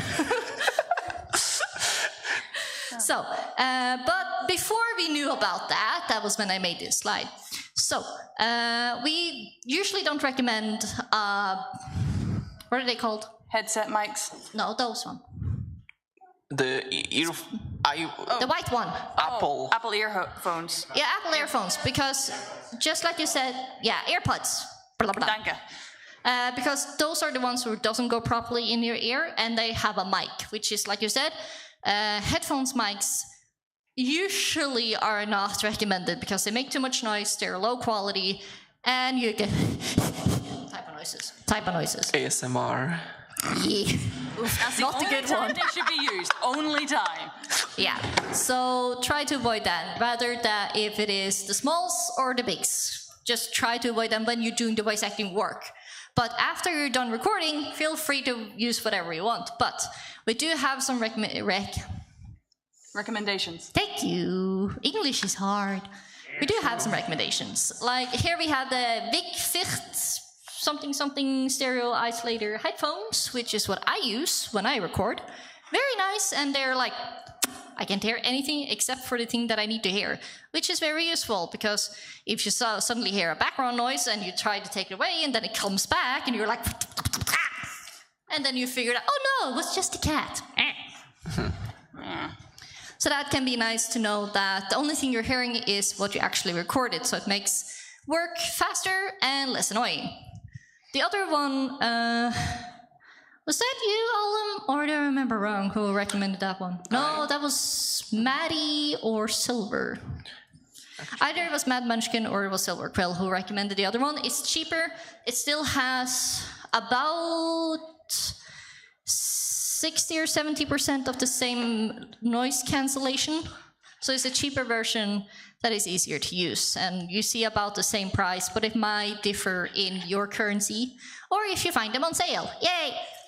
And again, these you can find on Music Gear, Amazon, or your local music shop. Actually, what you're saying, these are like headphones to listen. So you want to avoid earpods and the gamer Bluetooth headset because they lower the quality of what you're recording and you cannot hear how you sound like. Yeah. So these headphones, they're called monitor headphones. Flitter has like these nice ones, and there's the bit cheaper ones. But the thing is that they are nothing special about them. They are just very accurate to the sound. And the ones that I use are actually very cheap and really good. It's been recommended to me by pianists because they play piano and they wanna hear what is like how it's important to hear how you play. And these are great. It's AKGs. AKGs is like an old company that makes like these good headphones all the time. They're super light. It's like a feather, and that's what I use most of the time when I'm doing any kind of audio work. It has like long cord, like 3 meters, so you can be like on the other side of your room doing whatever. It's great. Long cable is also very important. For these, if you can get headphones with long cable, it's nice. You just roll it, and one day you're gonna need it. It's better to have more than less. Yeah, long cable can really save your life, especially when something goes crashing and you need to grab it before it falls to the ground. That's how the Blue Yeti fell on my head. I went down and the cable dragged it, and 5 kilograms of metal just almost opened me a new... It's a funny story. So yeah, now we are on recommended people, which basically means these are some of the people that you can either find free courses or pay courses to get help with how to do voice acting, either professional or hobby basis. Yeah, sorry, I have a habit of when I do wrong, I make a type of noise because then I know in the recording that, oh, that was the wrong one. I can scrap the whole thing. That's also something you can help. Hell yeah, I like that. I'm gonna do it as well. Ellie Ray, you might know about her. Miss Main or Grandma Figgy and a lot of other very fun characters. And she has done this for like 40 years plus, something. Her website is basically ellieray.com. She has private lessons, she has group lessons, and written 2 books, which are pretty nice. I think one was Follow the Butterfly, the other one was Fly with the Eagles. But then again, you can check that yourself, and you go to the big web page that we call internet. And And then we have one that Silver actually recommended that is on YouTube. It's just some random guy. So you know, that's a bit surprised there. He's very casual, he usually gets things straight to the point, and he does things mostly, started as fun and now it's professional. The other guy that we have, a little English, Bill DeWeese, if I pronounce that correctly. He's basically having live streams, he's having a lot of videos on how to start out voice acting professionally, and I have lost count of how many videos he has. The best recommendation I can say is just go to the people's pages and look for yourself. But again, you can also go to whoever else you want to. These are just some that we can recommend. Do you guys have anyone else that you would recommend when it comes to going to voice acting classes? Or getting other advices from? Like somebody you maybe have taken advice from before. Like I went to Midnight and her husband's voice acting panel in GalaCon 2018. That's how I started out. Yep, that's where we find her. And we didn't let her go. Sadly, the name of the person that I have followed before is completely escaping me, but there are quite a few things out there for professional ones. Like if you want to get really professional, there are courses upon courses to get in, but and the best advice is just to keep trying and trying and trying and trying, because you will eventually get there. It's just going to take a lot of practice and a lot of learning. Yeah, that's the thing. Just because it's hard doesn't mean that it's not working. So don't give up. Also, for all the voice actors collaborate with artists, you don't know how much it makes your career. Find someone who draws and be like, I'm gonna dub your comic, or I will just do something and then send them later, because artists are very shy and they will think too much. So if you wanna just have fun, I mean, that's how I started. I just did my stuff in my room, like someone crazy, and then put it and people liked it. So if you wanna be voice actor, just grab a movie clip and comment over it, like try to impersonate that person. Not in a negative, but try to act like them, or just your friend is making animation, do voice for that. It's because one day they're gonna become someone in the industry, and they're gonna be like, oh, I know that guy, he makes cool voices, let's bring him in.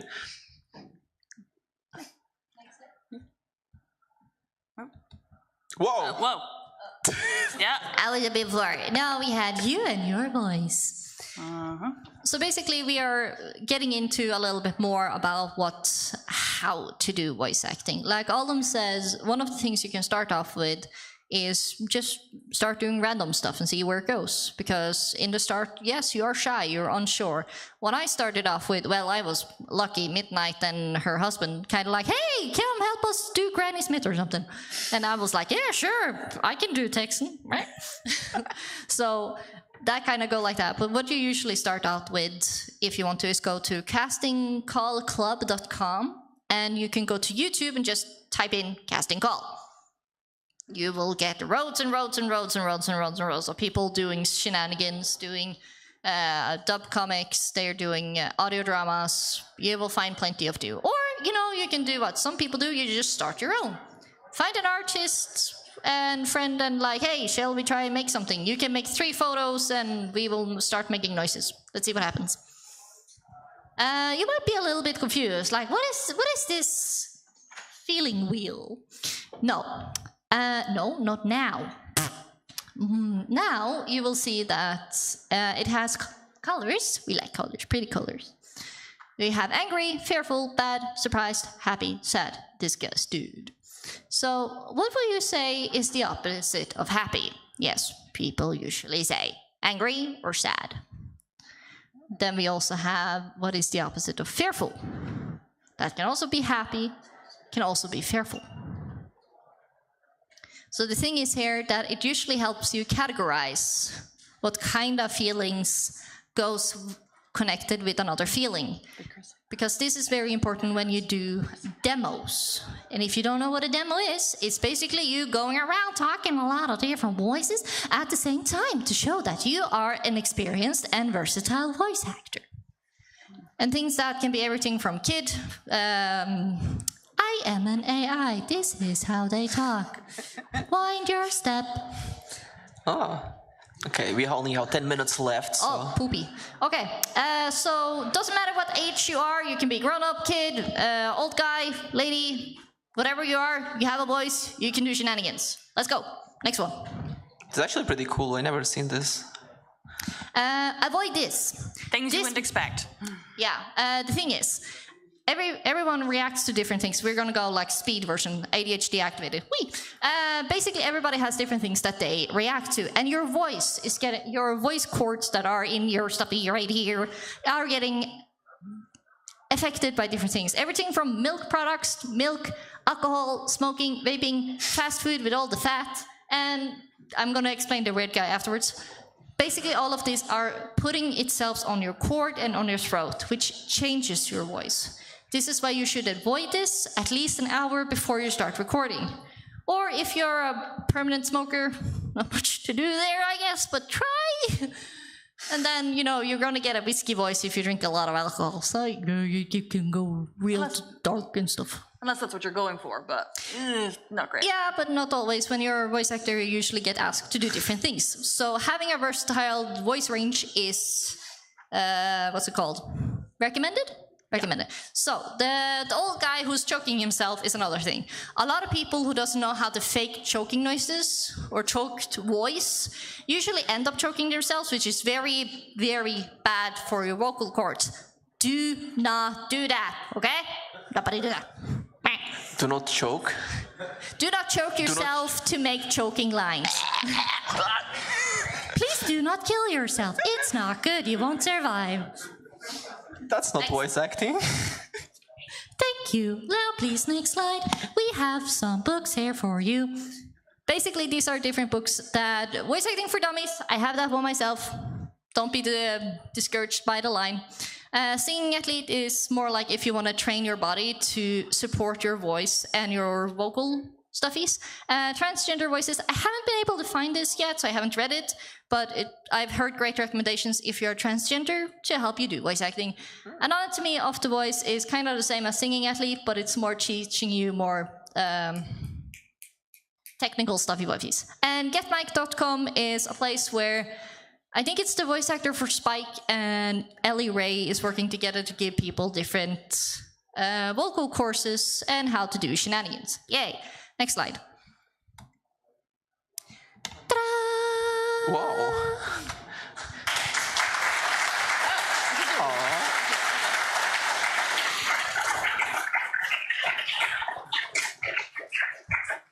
So this is all the weird places you can find these weird people, and yeah, if you have, I don't know how much time we have left, but if you have time, now's the time for questions.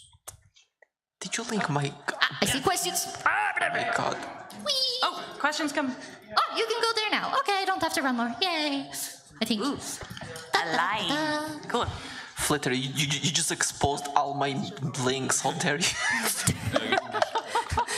said I was gonna put all your social media stuff in my face. Well, people can find you and follow you. Ooh. Okay, let's go for the questions. You can see all this cool stuff and support him on Patreon. Yay! Okay. Alrighty, go on ahead. Closer to the mic, please.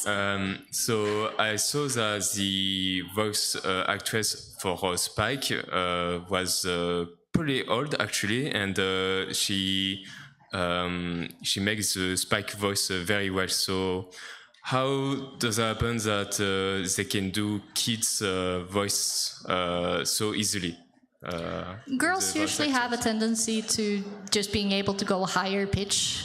But again, it depends on your range, and you pick up tricks when you do vocal courses. So it's a matter of practice. And if you look after your voice. I mean, I played Puppy Smiles in, why was my name gone out, the name gone out of my head, in one of the Followed Equestria stories. And it's just like this, you know? And it does come naturally more to girls, I admit that. But if you want to try it, it'll take a lot of practice to extend your range. And yeah, you may be able to get your voice higher, but it just will take a lot of practice. Okay, that's the thing. Thank you. Yeah, that's the thing. Practice every single day. Vocal warm-ups every single day if you want to do this. Go like this. So, hi, thank you very much for all the presentation. A lot of us are going to try to voice act in English while not being native English speakers. Do you have tips for people to have less trouble and have a less audible accent or stuff like that? And is that important? Is that actually important? Also, I have dyslexia, and English is not my first language. So I can really relate to that. Like, you've seen me, the whole panel, I've been having struggles. The thing is, you just need to keep practicing and just keep talking. Try to talk English as much as you can. When it comes to dialects, it's the same. You just listen to other dialects and try to copy them. I think dialects are cool. You should have confidence in yourself. Even if, look at me, my English is horrible, so if I can do it, voice is a muscle. If you train it every day, pronunciation is gonna be clear, and you got to just have fun with it. The thing is also, be proud of your own dialect. Yeah. I have gotten 3 different roles just because of my natural dialect. And I have also not gotten roles because of my natural dialect. So be proud in yourself, and then build your abilities afterwards. Yeah. Thank you. I know that mindset is very important when it comes to voice acting. So my question is, it has been said to be a good actor, you must be a great liar. That's the thing I have issues with, because... And if that is the case... Isn't that concerning? The thing is, when you're doing voice acting, people are aware that you're supposed to be someone else. So instead of lying, you are play pretend, like you did as a kid. Because lying means that you're deceiving somebody to believe something that is not true. When you're voice acting, you are playing a character. Unless, of course, they're using your own voice, then you sometimes put some of yourself into the character. So lying means hiding yourself, hiding something you want to hide. Voice acting is taking a break from yourself and being a character that can do fun stuff. Because you need to basically just go back to when you were a kid. If you, like, I was running around with some other people one time, and we were playing Lion King. I was Sasu, I went around like a bird all the time, like...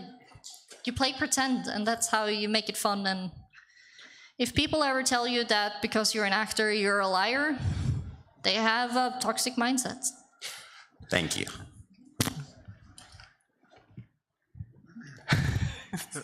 Some people use voice changers when they want to hide their voices, or like I did when I did the voice of 2 children because my voice was too deep. Do people also use voice changers for that? If you're a professional voice actor, you do not use voice changer, because that is considered cheating, or basically you're giving out a product you cannot give yourself. Unless they are stating to the producer that, hey, this is not a voice I can do on the go, this was used with this program to change my voice. Because when it comes to this type of thing, you need to be honest. You need to be clear. If they find out that you're cheating, you're changing something that is not you, or you're using someone else's voice or AI voice, you can quickly get into trouble. I think most of you have seen how the AI has affected writers, actors, and all over Hollywood. And it also is affecting the fandom. So it's also, as far as I know, you're doing it for your own stuff. You're not trying to go professional. So for your own stuff, as long as you let people know that I used voice changer, it's okay. I'll keep them private so nobody else will know. Yeah, then have fun. Now, my filly had a question, but she's a little shy, so I'll just ask in her stead. If you're a fan of mechanical keyboards with their loud clicking noises, is there any way of recording voices without giving up that sweet, sweet tactility? Don't use a keyboard while you're recording.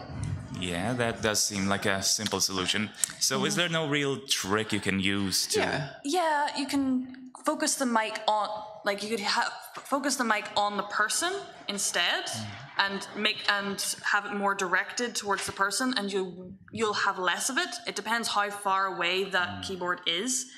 And how loud it is. How loud the keyboard are. And how loud it is.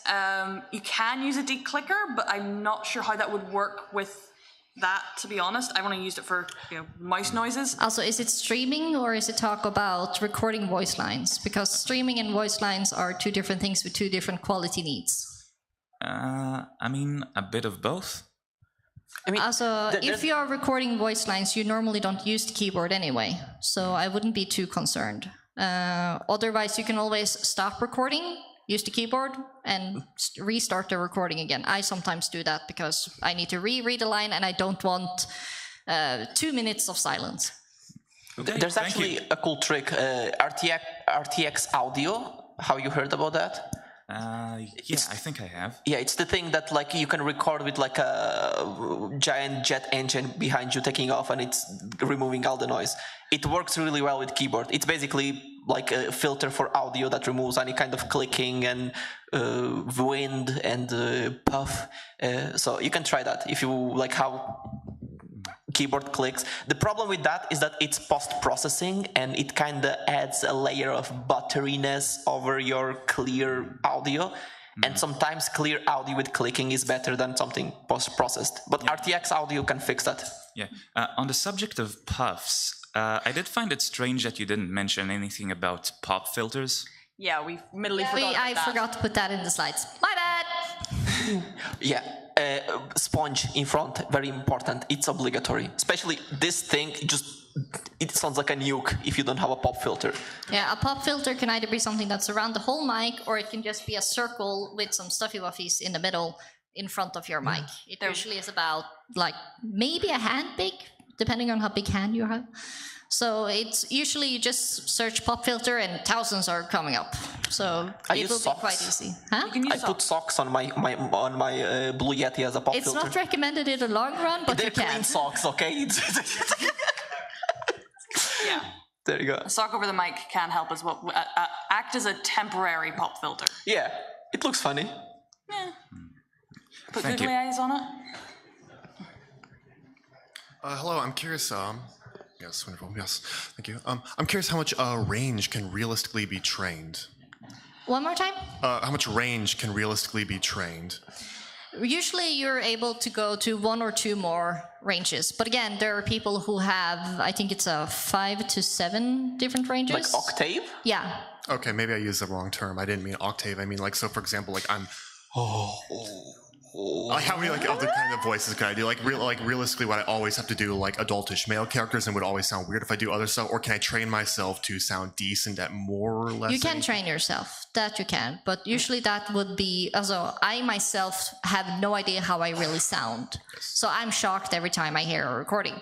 So if you are similar to me, then it would be recommended to find a teacher or maybe some friends who do voice acting and workshop with each other to like how now I've been trying to do 5 different grown-up males with deeper voice than my normal one, and they can give you feedback on how they sound, maybe how they can be better, and what you're doing good. I personally have always been, when I've auditioned for other characters, like different types of characters, I've always been saying, hey, you sound better as more like childlike or Pinkie Pie, you know, more those sort of characters. But anytime I went for a serious one, I struggled. But eventually, over time, after listening to more and more people, copying, trying to get that emotion across, it can be trained, but it may be that your voice does suit, at least right now, one area, but it can be expanded. The thing is, you can be a great voice actor even with only one voice. Don't let that stop you. And also real fast, if we have a second, anything to vocal damage, is that a problem in the long term? Do you have to take steps to mitigate that, or is it really obvious when you're getting vocal damage? Like, will you always have pain if you're doing something bad, for example? Also, the thing is, if you do vocal warm-ups every morning, it's kind of the same like when you're stretching muscles. If you train the muscle, it works better. And if you keep the training steady and going, you will get better and better. Like, I have a very fragile voice. I have to do vocal warm-ups if I'm going to talk a lot or record a lot. And of course, you have days when you're kind of sick and kind of don't. So vocal warm-ups, other vocal ranges that you can find a lot on YouTube, actually, and search around. And again, like, avoid the food things that you saw and try to like have cough drops and drink water and actually jog if you can. That's very good for your lungs, which affects the rest. When it comes to the ranges or being able to do many different voices, it's basically joke around and find around. And if you end up finding your comfort zone, which is what you're good at, like she has with kids voices, then that's okay. Then you know what you're good at and you can work on the rest. Like, I've been told many times I'm very good at emotional stuff, but I'm horrible at action. So I need to work on that. Wonderful, thank you. I've been trying to do creepypastas. Don't look them up. I haven't released them yet. Is that Italian? But I'm not great with creepy things. But I thought I could maybe try a different voice for it. However, I learned very quickly if it starts that it really hurt my voice. So I can't record for it for very long. If it hurts, stop doing it. At least relax, take a break, go away, don't talk for a while, and if you really still want to continue it, you can then build up the length of time you can do it. But if it hurts, stop. Just stop. I would rather recommend taking one more extra break than taking one too little break, because your voice will not work if it doesn't want to work. Wonderful, thank you. Thank you.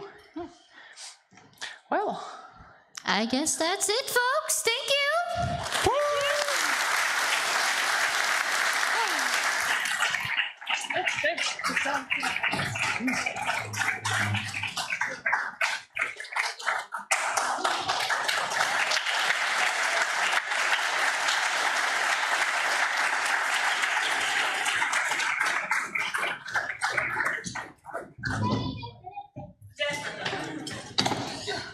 After the fact, never be afraid to make a fool of yourself when it comes to voice acting. Have fun.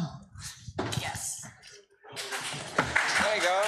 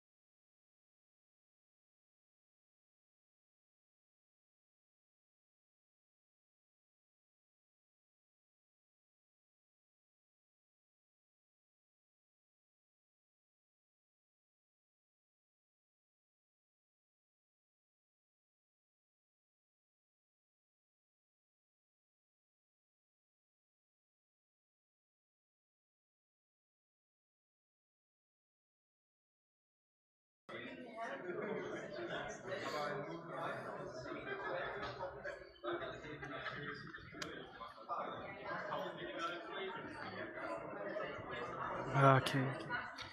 Okay.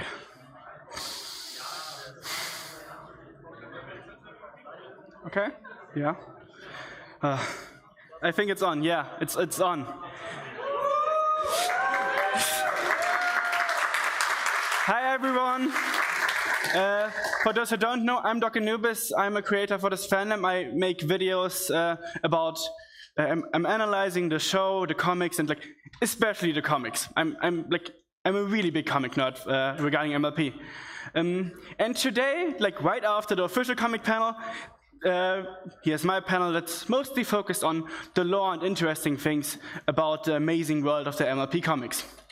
And just to start it off, what's everyone's favorite pony? Just I had Applejack a lot. Okay, before I start rambling, there's a mic for if anyone has questions at any time, you can just go there and just ask ahead, just to keep the panel a bit more interactive. So if you have any questions regarding the comics or a specific character's appearance in the comics, get in line and just ask. I know most of that stuff straight out of my head anyways. And okay, Applejack. Applejack is a good one. Because we have an amazing writer here today, Tom Zahler. And he wrote an issue about Applejack's mother once again. Pear butter. Everyone loves pear butter, right? And that comic issue talks about, I need to pull it up and just, the stupid thing is I don't know the issue numbers from the top of my head, so I have to check which number it is, and then I'm going to pull it up for you guys to see with me, because the point in this issue is Applejack is trying to find the secret recipe of the Apple family's amazing pie, the best apple pie they ever ate, and it was made by their mother, Pear Butter. And as you know, Pear Butter was called Buttercup in the show, later, and they didn't know that she was a pear for most of the time. And that's why they didn't know the secret ingredient of said pie. Sorry, it's my first time holding a panel. I'm a bit nervous. And after a long investigation, they went through tons and tons of evidence and everything. And in the end, they found the amazing thing that what makes an apple pie better? Pears. The secret ingredient of that apple pie, of the apple family's secret apple pie, was a pear. And I love how that symbolizes the unity of both of these families. I'm a huge Pear Butter simp. I have this giant plushie with me. I bought that at last year's GalaCon, and quickly after that, she became one of my top 4 ponies. And since then, the Apple family has grown more and more on me. And another important member of the Apple family is Big Mac.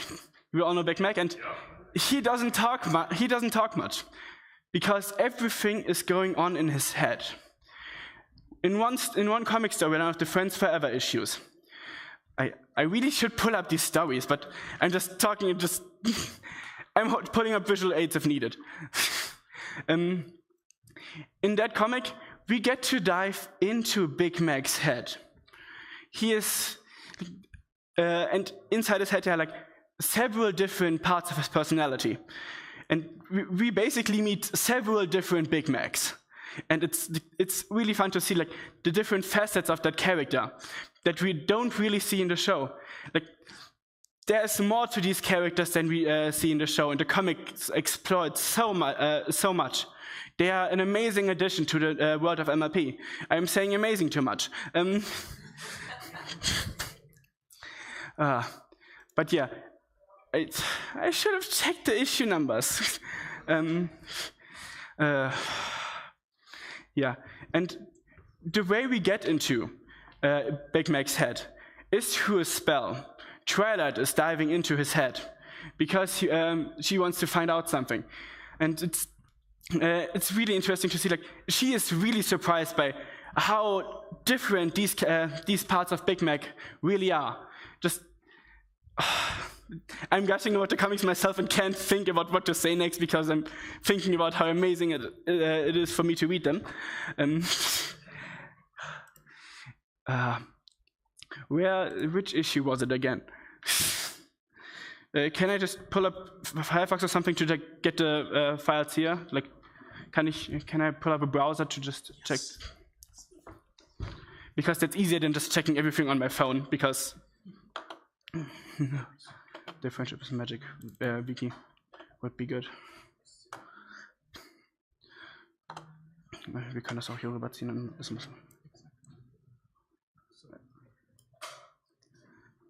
I should have prepared that before the panel. I was nervous and not thinking. GalaCon is no con without technical difficulties. Okay, ich mache das. Yeah, I know what I'm searching for.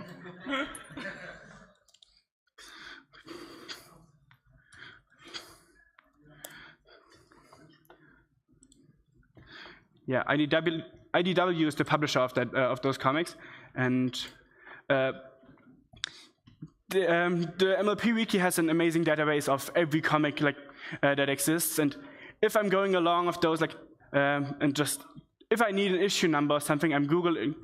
Yeah. It may be Friendship Forever issue 17. Yeah, I would have pulled up the thing if I were fast enough, but I wasn't fast enough. Yeah, Friends Forever issue 17. You said? Now it pulled up in the browser, but I don't care. I'm just going to pull up, and I'm just going to use the browser now. Yeah, that's the right one. Twilighting is like, we all know Twilighting really well, and that's another thing that's amazing about the comics. Like, look at that art style. You don't see these kinds of expressions in the show most of the time. I'm going to get to that later when I start talking about the artist a little bit more. But what I wanted to show you, if it loads, yeah, maybe it's easier to just use Adobe Acrobat Reader.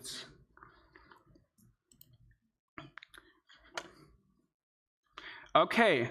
Adobe Acrobat needs an update, so we can't do that. So I'm just going to keep using the browser and just waiting for it to load. Yeah, we see Twilight going into Sweet Apple Acres, and Big Mac is like the most responsible one of the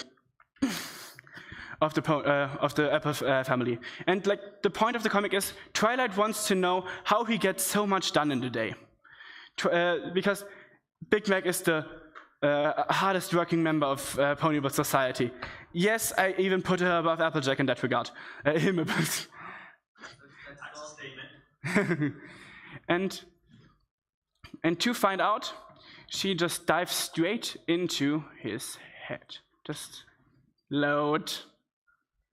Yeah, she finds a spell to just dive straight into his head. A more amazing comic art. I could just gush about the comic art for hours too. Yeah, and inside his head we see another version of Sweet Apple Acres, like the way he imagines it in his head. And yeah, you see this one of the many Big Macs that we find in this. That's definitely not a meme face Twilight is making. There are so many meme faces in the comics. Oh, look, Smarty Pants. That's what you find if you dive into Big Mac's head, a puppet. And this little pixie Big Mac is the talkative side of Big Mac. That's why it's so small. It's the little Mac. And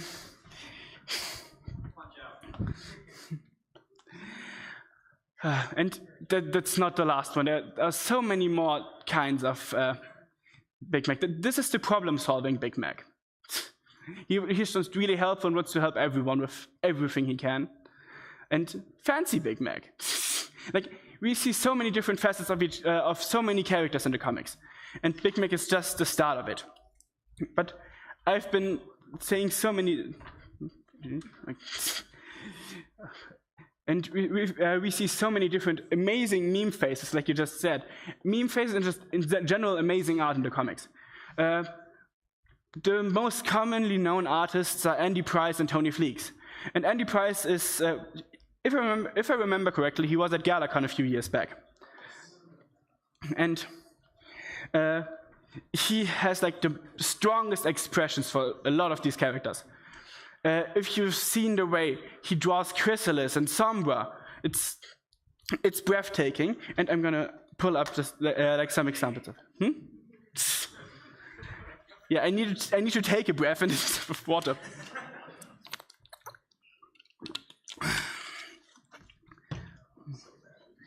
Ich mach das mal. Okay, ja. Das ist aber nur die Friends. Das ist nur Friends Forever. Das ist nur das eine. Das ist viel mehr. Und gerade will ich auf die anderen. Like right in a few of the first issues. Oh wait, I have an easier way. Where am I going into this folder? Because for my videos I screenshotted like every panel of like the first 42 issues, and those work better than just the PDFs because they load so long. And the first comic storyline is the return of Queen Chrysalis, and he made some amazing stuff with that character. Which image do I want to show you guys? This one is nice. This was the first one I found that is like that's one of the many examples of amazing artists' work in these issues. Yeah, it's issue 2 of the Friendship is Magic comics, and yeah, it's a 4-parter. Issue 1 to 4. And let me just pull up my favorite image of that issue, because as you just said, she kidnaps the CMC, and just shortly after, she basically kills a little critter, like some small animal, right in front of their faces. Like that's like the most. I need to sort it differently. I should have planned this better.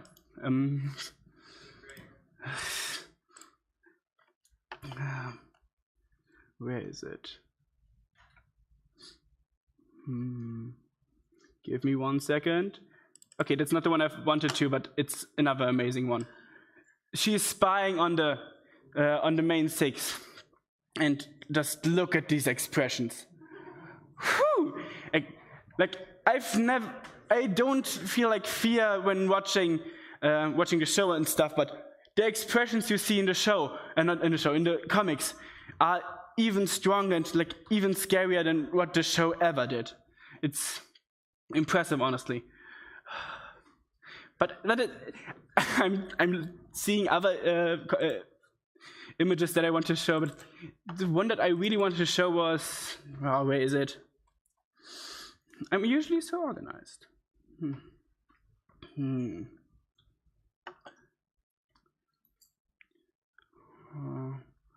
Okay, this is another one, not the one I wanted, but another epic one.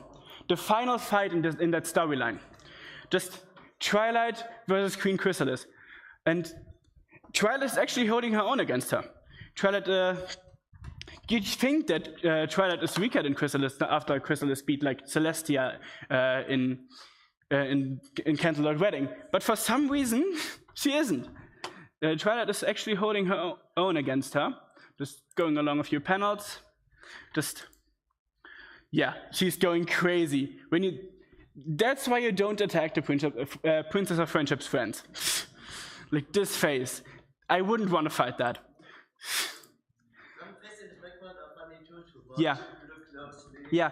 There are so many small details in the comics that the show can't really do because it works on an animation budget, and artists for the panels can just hide something small in the background that you like never see otherwise. Like in the show, you can't do like these tons of different expressions in the background. And Yeah. Twilight just blasting away Chrysalis. Like, it's so much fun. Yeah, and this is Twilight before she became an GalaCon. Like, that once again shows how strong Twilight actually is. She is still one of the most talented unicorns we've ever seen, only rivaled by Starlight. It's honestly incredible. And this reminded me, one of these reminded me of another issue that I wanted to talk about. I still haven't found it. I still haven't found the image that I was searching for. And just, but I'm seeing other images still, so I'm just going to use them. The comics are full of references, and that's still the same issue, by the way. It's issue 4 of the Friendship is Magic comics, and it's filled with like horror references, because the main 6 are going through like the hideout of Chrysalis at that time, and for some reason that like isn't really explained at any point, they encounter these weird reference beings. Yeah, the twins. And Rainbow Dash isn't impressed.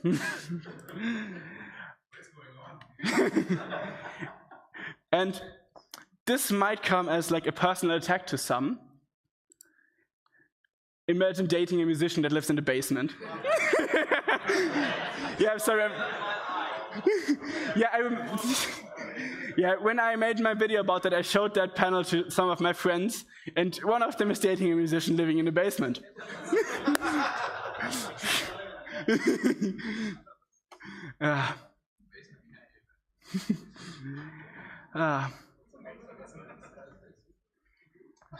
Okay.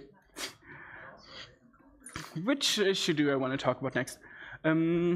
Which character should...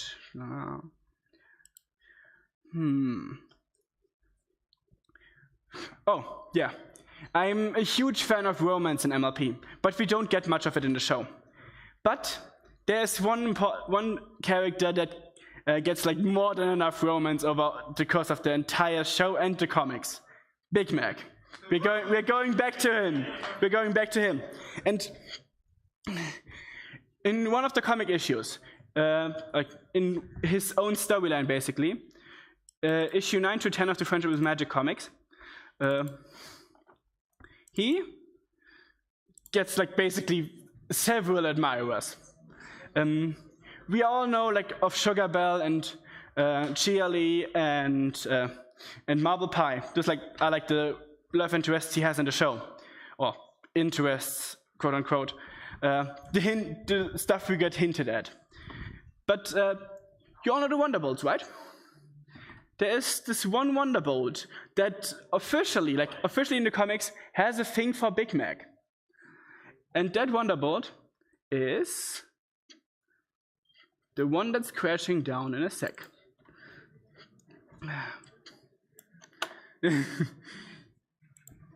Boom. Fleetfoot.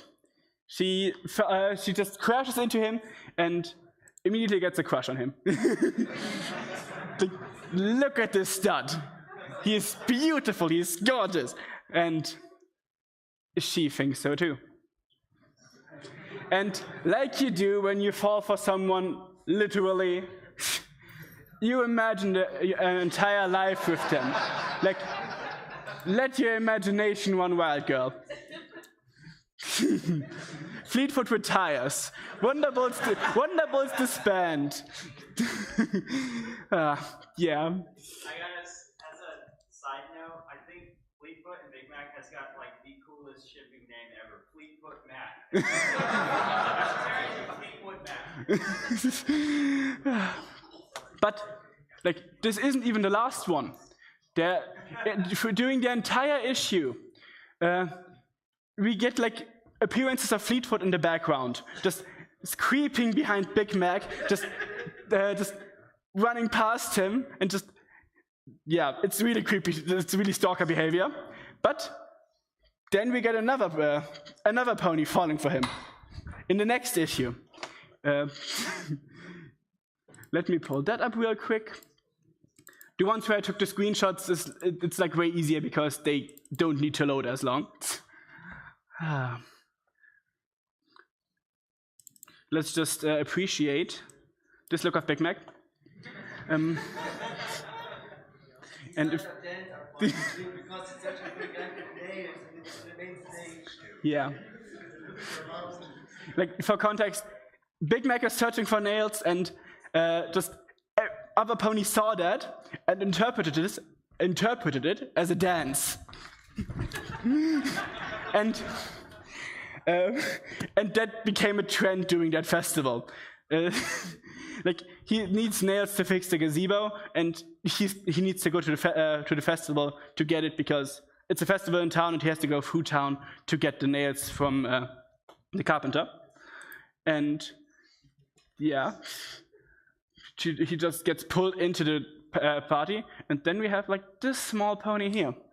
I doubt that anyone that hasn't read the comics knows that name. That is T-Love. She appears in like 3 different issues of the comics, and here she bongs with Big Mac. That's how you fall in love with someone, because right after that, she's as I said, Big Mac is the biggest stud we have in MLP, and she is beautiful too, by the way. And now we're getting to the same thing that Fleetfoot did. Just imagine the whole life with them, and and she imagines it like in a spy movie. Yeah, that's okay. Appreciate the little rarity in the background, just trying to get the bouquet. We know that Rarity is desperate. Remember Canterlot Wedding, she did the same thing. It's mine! Yeah. It's a nice sequel. Okay, sorry, I'm laughing at Celestia in that gear.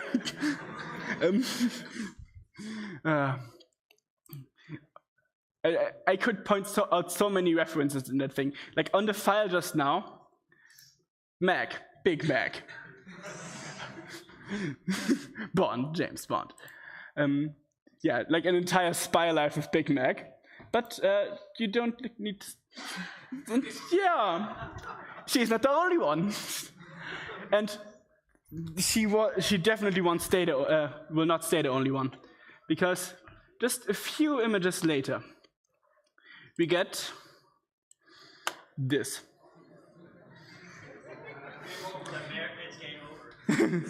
Like, who can compete with that? Like, it's over for everyone else. Luna wins, no question. Like the best princess competitions always. We all know that Luna wins in the end. And that isn't even the last time we see Luna interacting with Big Mac in that kind of way. Because a few issues later, in one of the later issues, the Cosmos storyline, Discord's ex-girlfriend. I'm going to get to that in a sec because I just started on it. But there is this one nice picture of Big Mac Luna getting taken over by said character, Cosmos. And that obviously leads to some interesting distractions. Okay, for the record, that isn't Luna, that is Cosmos controlling Luna and really just distracting Big Mac to beat him and take him over too. Cosmos is trying to take over the entirety of Ponyville. And I suppose I should use this tangent to talk about Cosmos. We all know Discord as the only Draconicus of the show, but he isn't the only Draconicus. Cosmos is another Draconicus and his ex-girlfriend. You know how Discord personifies chaos, right? That Draconicus personifies malice. So basically, Discord, but actually trying to do evil. So actually, that's the most dangerous being that they ever faced, in my opinion. yes, the threat was big in like the last problem and such, not the last problem, in the ending of the end and such, but none of these characters can compete with the strength that and power that Cosmos has. But I haven't screenshotted that yet, so I have to pull it up this time. Something around like issue 70. No, that's not it. That's another cool thing, but it's not the one I wanted. Let me pull up Google again. Ah, I needed this. Give me a minute. Okay, it was 65, not 60, not 60, not 75, not 70. Just general. Let's pull up comic issue 75.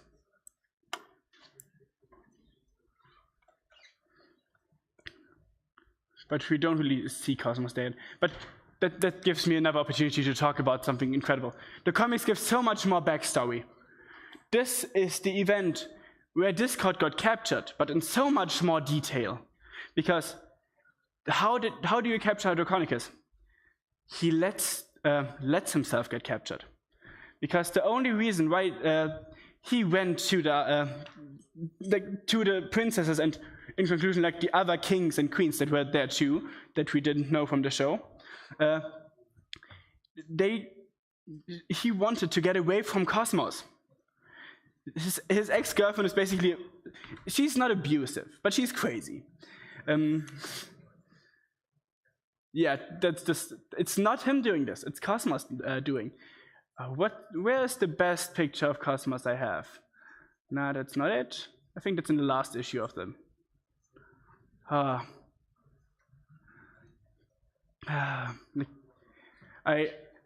strongly encourage you to read everything yourself, because I can't talk about everything here, and I'm just also very badly organized. Cosmos, there she is. Draconicus of Malice.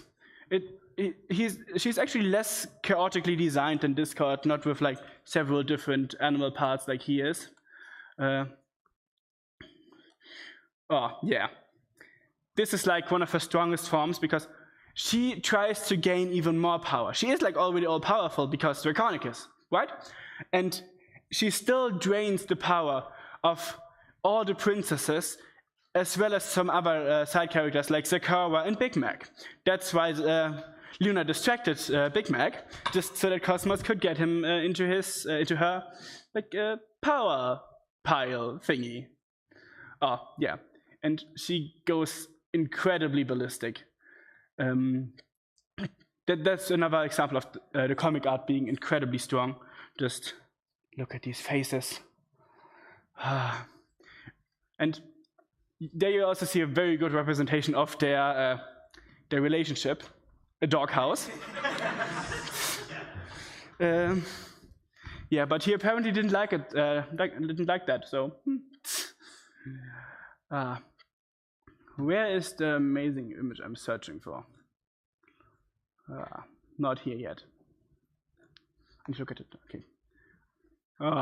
Yeah, Discord is like the only one who can even keep up with her power. There it is. There it is. This is what I was searching for.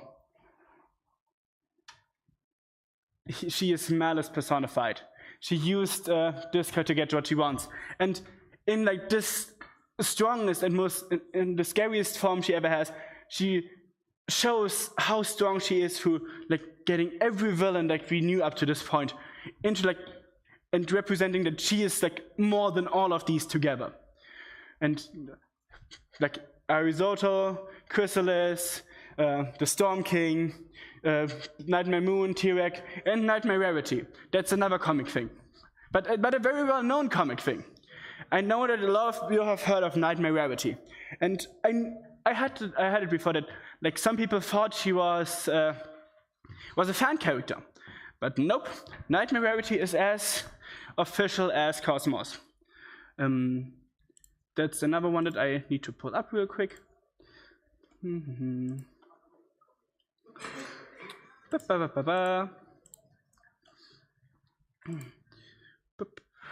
There's like too much cool stuff that I just need to get better organized to show easier. Nightmare Rarity.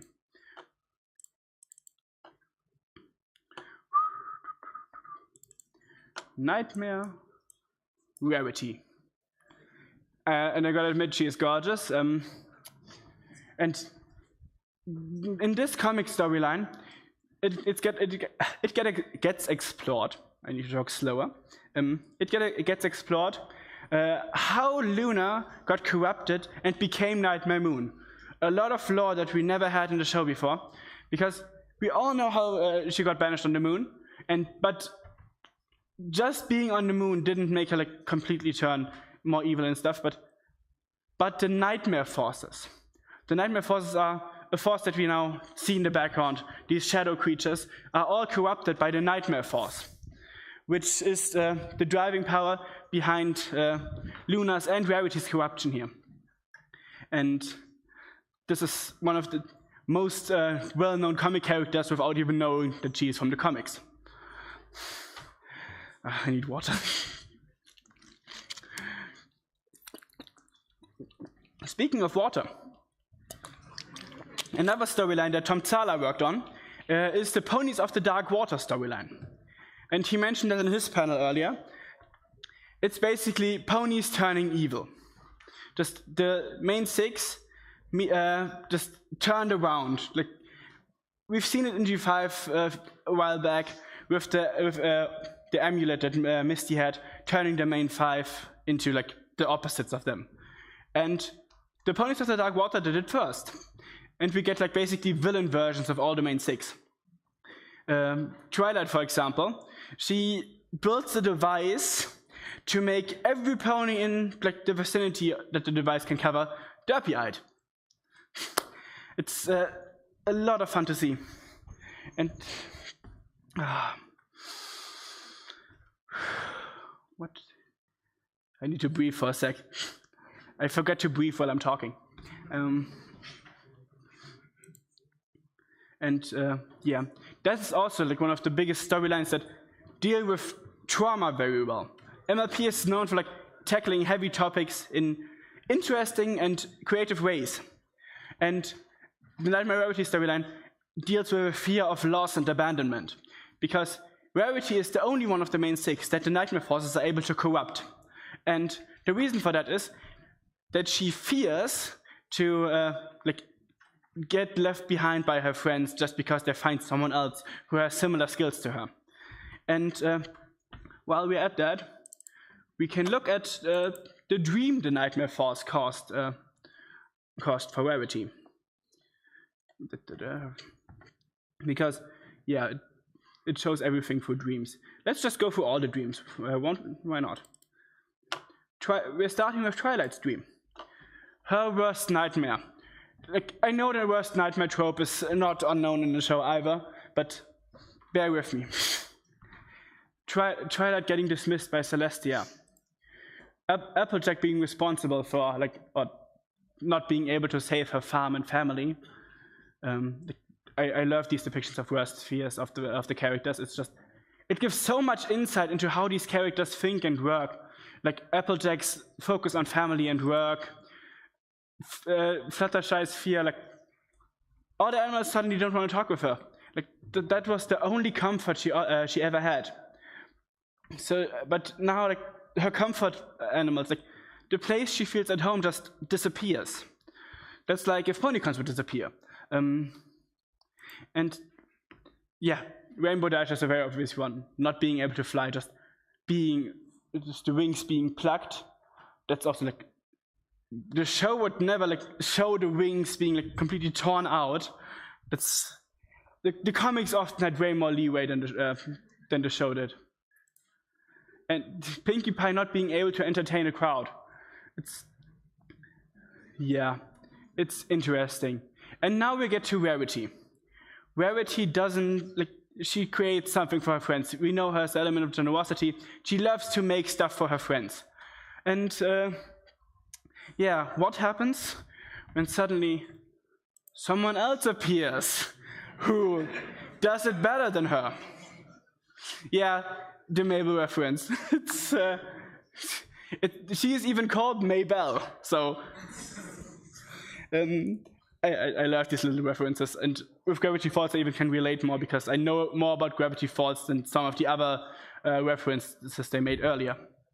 And like that is the way that she gets corrupted. She fears to get abandoned from her friends, and that's why the Nightmare Forces are able to overtake her. And that's like one of the biggest things that made me like Rarity more. She isn't just the pretty shell that we so often see, like so outward focused, but she has so much fear and character inside her that the show doesn't really explore. Like that's one of the biggest things for me in the comics, just more to explore, like deeper into these characters and into these worlds. Another issue that Tonsala wrote is one that I really love because it gives so much insight into Pinky and Discord. Let me check the number on that, just so that I can put it up. Oh wait, I think I have an easier way to pull it up. It's good that I take these breaks sometimes to search because it gives me time to breathe.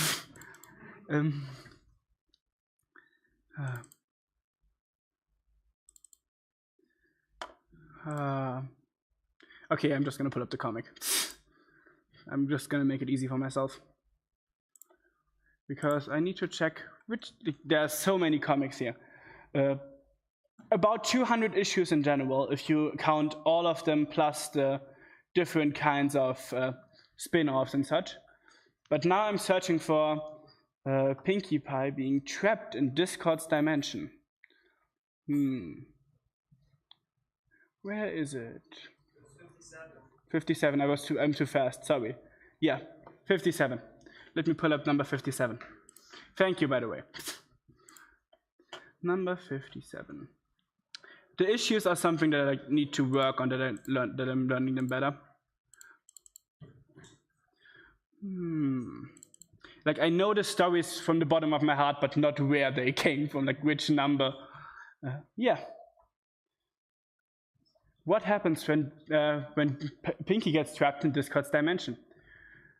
And it's more interesting than you'd think. She just stumbles into the portal and shows like Discord doesn't need to be there for the dimension to be chaotic. Okay, talking without mumbling. I'm sorry. And like the big conclusion of this story is it's dangerous for ponies just to be trapped in that dimension because that dimension has an influence on people, on ponies. And it's funny that Pinky is like the only other character that ever had like the chaos magic that Discord has. Remember season 9 when she just took it for a second? Yeah, that was not the first time. The comics did it first. I love that sentence. I say it a lot. And the comics did it with GalaCon Pinkie Pie. The Princess of Chaos. So now we know how GalaCons are created. Yeah, this gave us so much about Pinkie Pie. Like, her mind can, in chaoticness, it can keep up with Discord. Even in her normal state, she can keep up with Discord. Because to beat her, Discord basically challenges her to a goof-off. Like we had in season with Pinky and Cheese. And Discord only barely wins.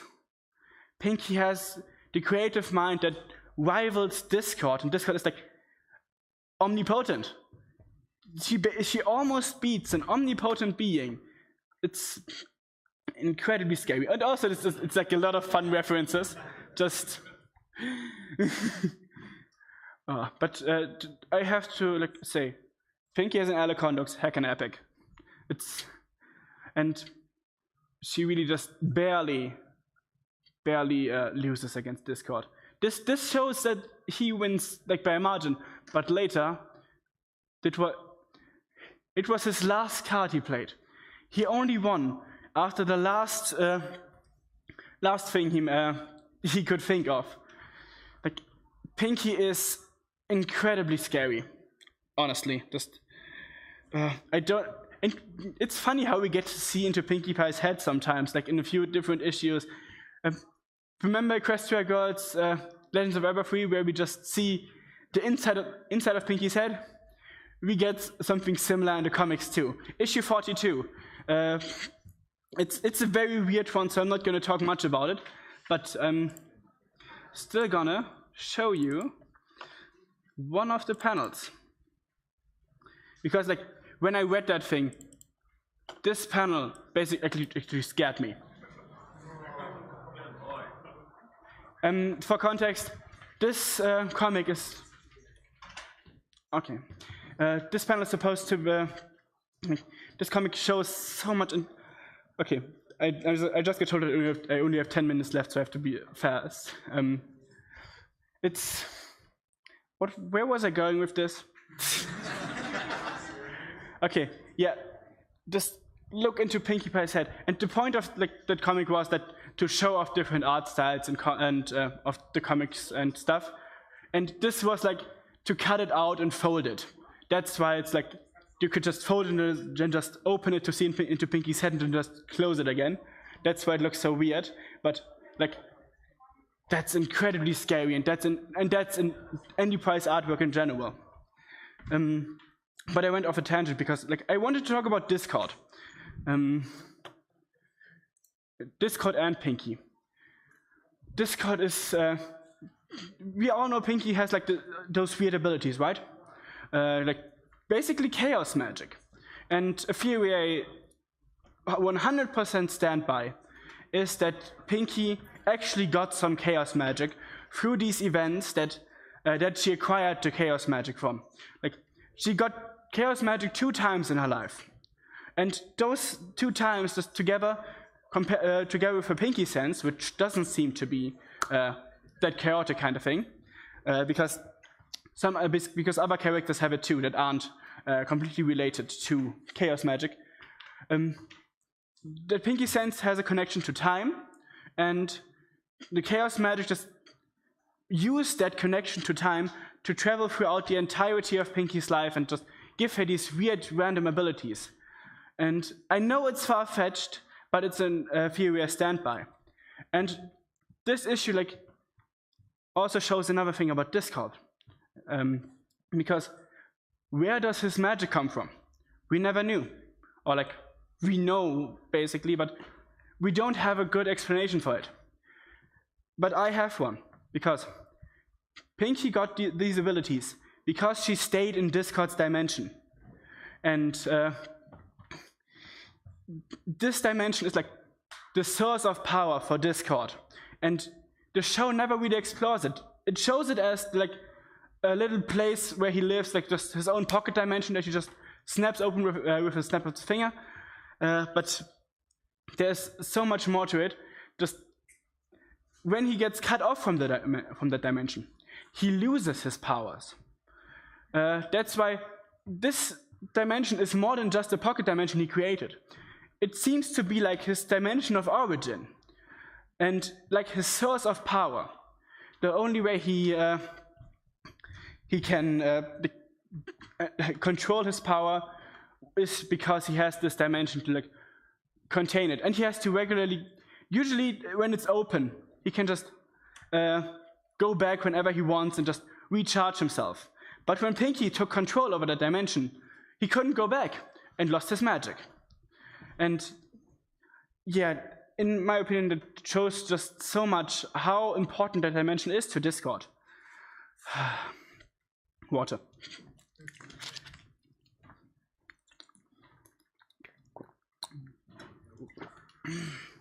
Okay, yeah.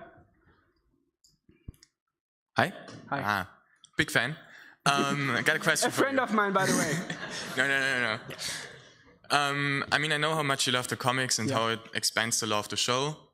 But what is your opinion on the Deviation comic? And would you love to have seen more of those kind of funny, just alternate realities that are not canon? For context, the Deviation comic is a what-if storyline. Like one of the few comics that I don't consider canon. And it explores what if Twilight wasn't Celestia's chosen student, but Prince Blueblood. And yeah, let me pull up the story, because obviously I have that one saved too. I have too much saved. Others. Where's the deviation comic? I think that's the last one that I can do, because after that I'm going to get kicked off the stage. Sorry. If I can find the comic, it should be in my files, but I can't find it in my files because they have the Yay Pony's names, and I can't figure out which one the deviations one is. But I'm just the names are like short version and stuff, so I'm not entirely sure. It should be here. Who cares? I'm just going to talk about it. I like the deviation story. Like, it shows a different kind of blue blood. Not really. It shows blue blood being a jerk like always. But it shows how important Twilight was to the entirety of the story, because blue blood came to Ponyville like Twilight did to make friends. Because he's like Twilight who didn't want friends. He was just a jerk who couldn't get any. And yeah, it's like a fun little thing to explore, like the options a bit more, like the what ifs. I think the mic is falling off. Yeah, I think the mic is just slipping down.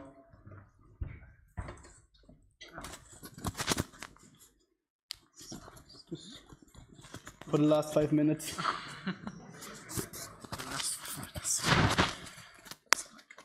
I can take the glasses.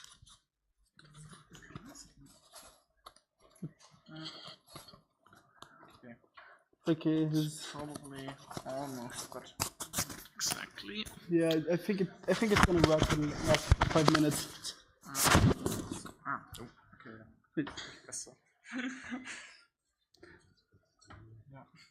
Okay.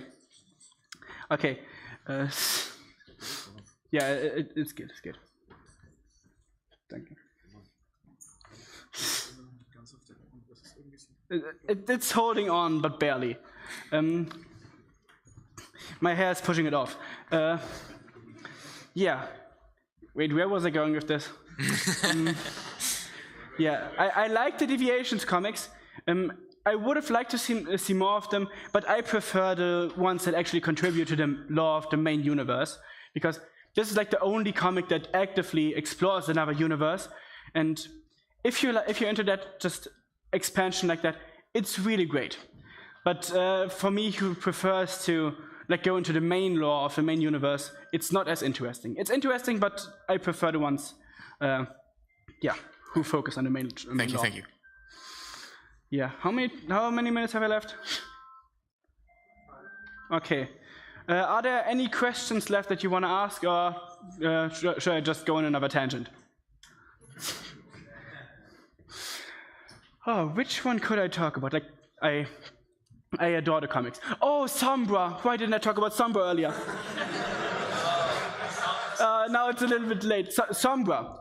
Sombra is so little explored in the show, but the comics give him so much more character. There are 2 storylines focused around Sombra.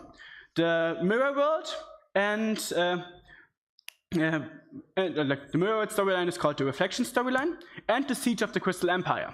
In the first one, we go through a mirror that is basically like the mirror to the Equestria Girls world, but to another world. There's more than just the one mirror, because Celestia and Starswell created multiple of those. And one of them leads to just mirrored world of our Equestria, where like everyone is like the complete opposite. But those worlds are connected. Like when our Luna got corrupted, their Luna like got uncorrupted basically. And the other way around when she got reformed. After the Luna in the main universe got reformed, the Luna in the mirror world turned into an evil version. And so did their Celestia. We have an evil Luna and an evil Celestia in that world. But I can't go too deep into that because my time is almost up. And we also have a Sombra. A Sombra in his dashing king form. Not the, we all know how amazing and just epic he looks in his normal form. But in his normal king form, he just looks handsome. Fluttershy and Rarity both basically fall for him the first time they see him. It's adorable. But he's taken by Celestia. The comics, that storyline builds on Celestia, always going back and forth between the worlds because she likes that Sombra, and they're basically a couple, and that's why I don't ship Celestia in Discord, because Celestia has the other world Sombra, and I think that's a good thing to end this panel on. Sombra x Celestia, best ship for Celestia.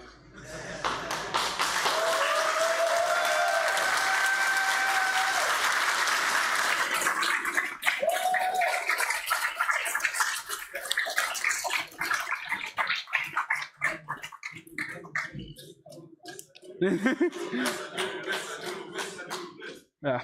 Thank you all for listening.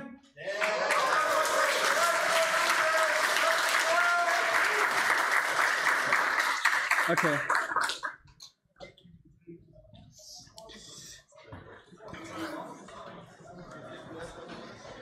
So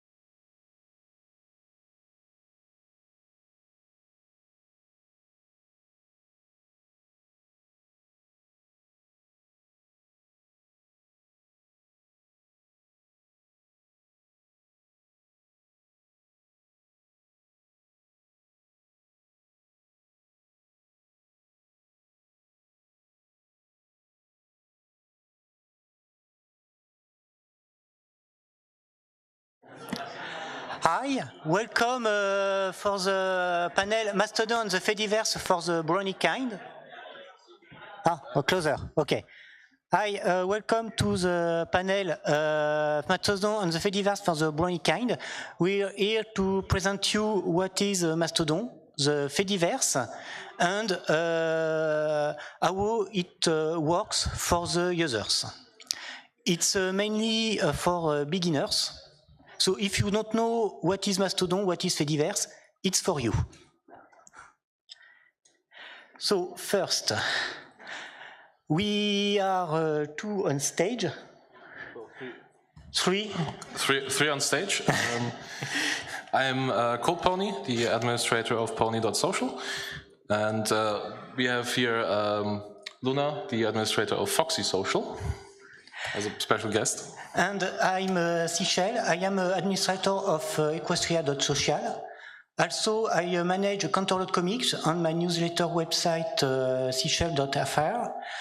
I also member of Le Poney Blanc, French pony news, and Radio Brony French. So we start with a very brief history. First, Mastodon, its project started, was announced on October 31, 2016. So after the Equestria.social was created a few months after, follow on the next year with pony.social. And as you know, on the October 22, some body boys Twitter or X,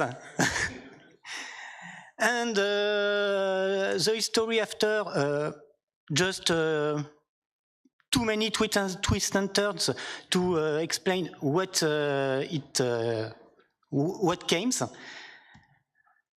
And on July 33, threads from Meta was open. To just announce, rapidly reach 100 million users. 1 month later, only 20% retention. Okay. Well, if you haven't heard about the Fediverse itself, you probably have at least heard about Elon Musk buying Twitter. And you might have at least heard about Mastodon itself. And that's going to be our first point. We show you why the Fediverse is going to be bigger than just Mastodon itself. And then we're going to just very briefly explain how would you choose an instance in the Fediverse. And lastly, we're going to go over some of the rules and etiquettes of the Fediverse itself. Yeah. And how, well, why it's preferable to respect those rules. So first, what is the Fediverse? Donc, Fediverse is a contraction. Donc, Mastodon and Fediverse. So we start with what is the Fediverse? A list of services you can find on the Fediverse. How to identify a user on it. The challenges of the Fediverse, the benefits, and the specificities you can only find on the Fediverse and other distributed network. So, what is the Fediverse? The word itself is a portmanteau of federated and universe, and sort of like fursuit being a portmanteau of whale furry and suit. The Fediverse itself is not some monolithic kind of thing. It's more an amalgamation of lots of instances and services being hosted all over the internet and all over the world. It can be sort of seen like a phone provider or a mail provider, where you just sign up and can communicate with everyone through a common protocol like SMTP. And well, we have a common protocol. It's called ActivityPub that everyone uses. Mastodon is using ActivityPub, and so hence it's part of the Fediverse itself. And the problem here is that a lot of mainstream media does like to simplify the problem a bit. So often Mastodon is conflated with the entirety of the Fediverse, or single instances are even conflated with the entirety of the Fediverse, even though every instance is very much different. Oh. So, here, I just, sorry. So here you are most of the federated services you can find on the internet. So we start with X or Twitter. You have Mastodon, Miscay or Pleroma who have the same service. After you have Instagram with PixelFed and YouTube, PeerTube. It's use the peering to reduce the load on the server. And Facebook, you have Frientica, Social Home and New Social. And if you like Reddit, you have Cabin or Lemmy. Voilà. It's not in order, so I have some problem to that. For Blogger, you have Write Freely. Also, you can use WordPress with a plugin to connect it directly to the Fediverse.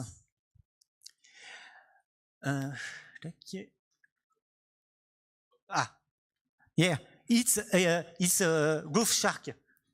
Black on dark is if you have Groove Shark, you are Funk Whale. The joke on the name are the trick. So you so many services you have are not detailed here. But if you organize an event with Facebook events, you can use Mobilism. And all these services communicate on the route with ActivityPub. So you can communicate with Mastodon instance, Miscay, Pleroma. Even you can see what's posted on the PixelFed. Only with one account for the whole Fediverse.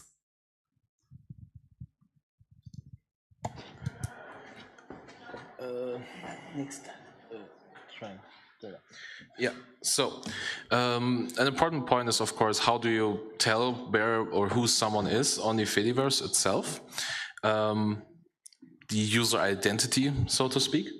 And it's relatively simple. It follows a general format of an @ symbol, then the username, another @ and then the name of the place where the person is registered, similar to how it works with email. There is no centralized point where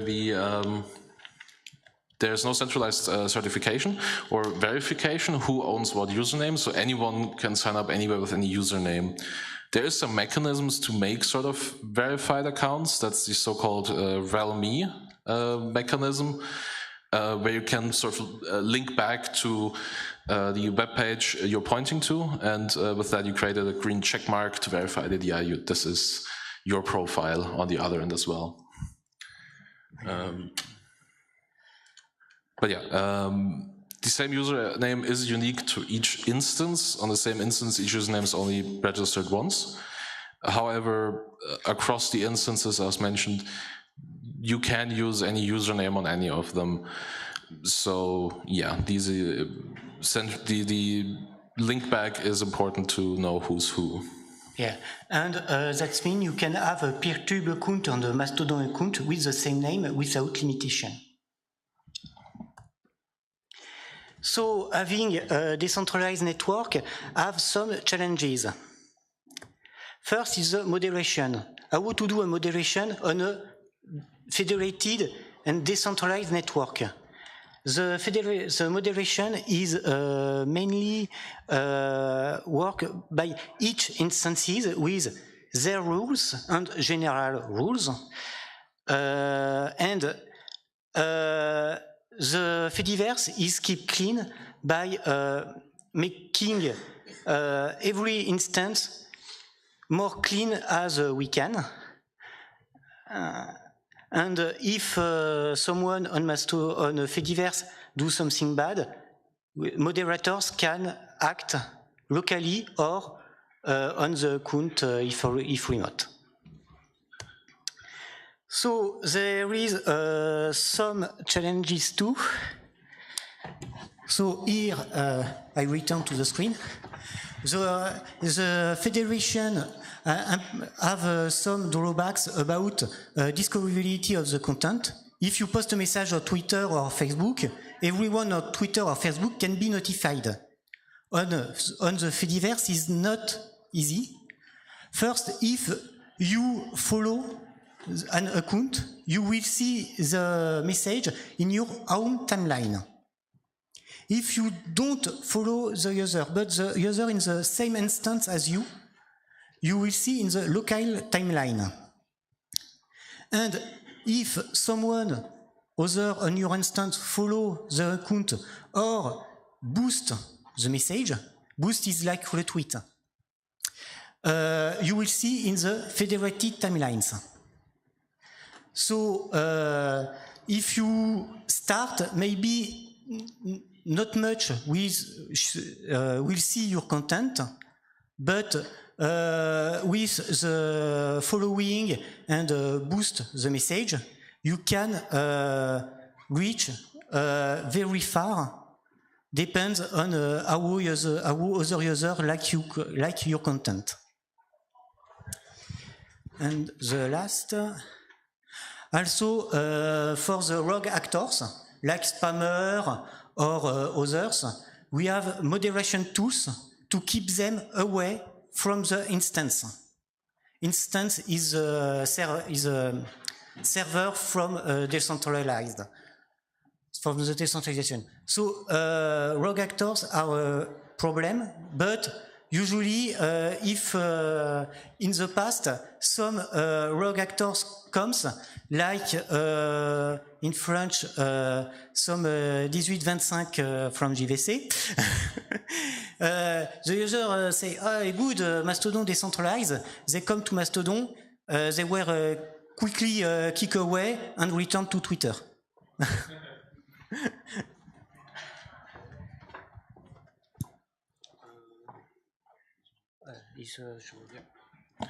So we just talked about all these timelines, and well, I guess we're going to have to explain what all these timelines mean. First of all, there is your home timeline. This contains the messages of everyone who you followed, what messages they're boosting or retweeting, or what they're liking, what they're responding to. That's your home feed. Next up, you have the local timeline. This is the content of everyone who's on your instance. It doesn't include content that's from elsewhere. You can imagine that the local timeline is sort of the local neighborhood group in WhatsApp chat, essentially. And lastly, we have the federated timeline.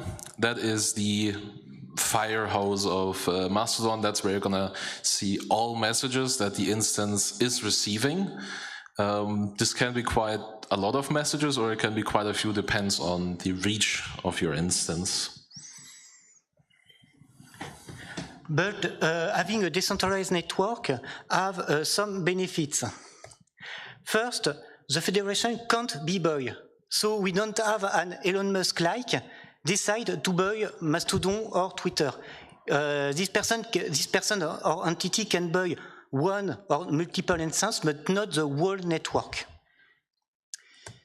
Also, there is a resilience against failure. If one instance fails, close, or other problem, no problem. The rest of the Fediverse keep going, keep working. So it's usual to have 2 accounts on 2 on 2 different instances. In case of your instance have a problem, you can still have another account to discuss or contact your administrator. And having ActivityPub, you are not limited to talk to the user on your instance. That means you can, on pony.social, contact someone on equestria.social. Even going further, that means you can post a comment on a PeerTube video from your Mastodon account. Just imagine with Twitter and YouTube if it was the case.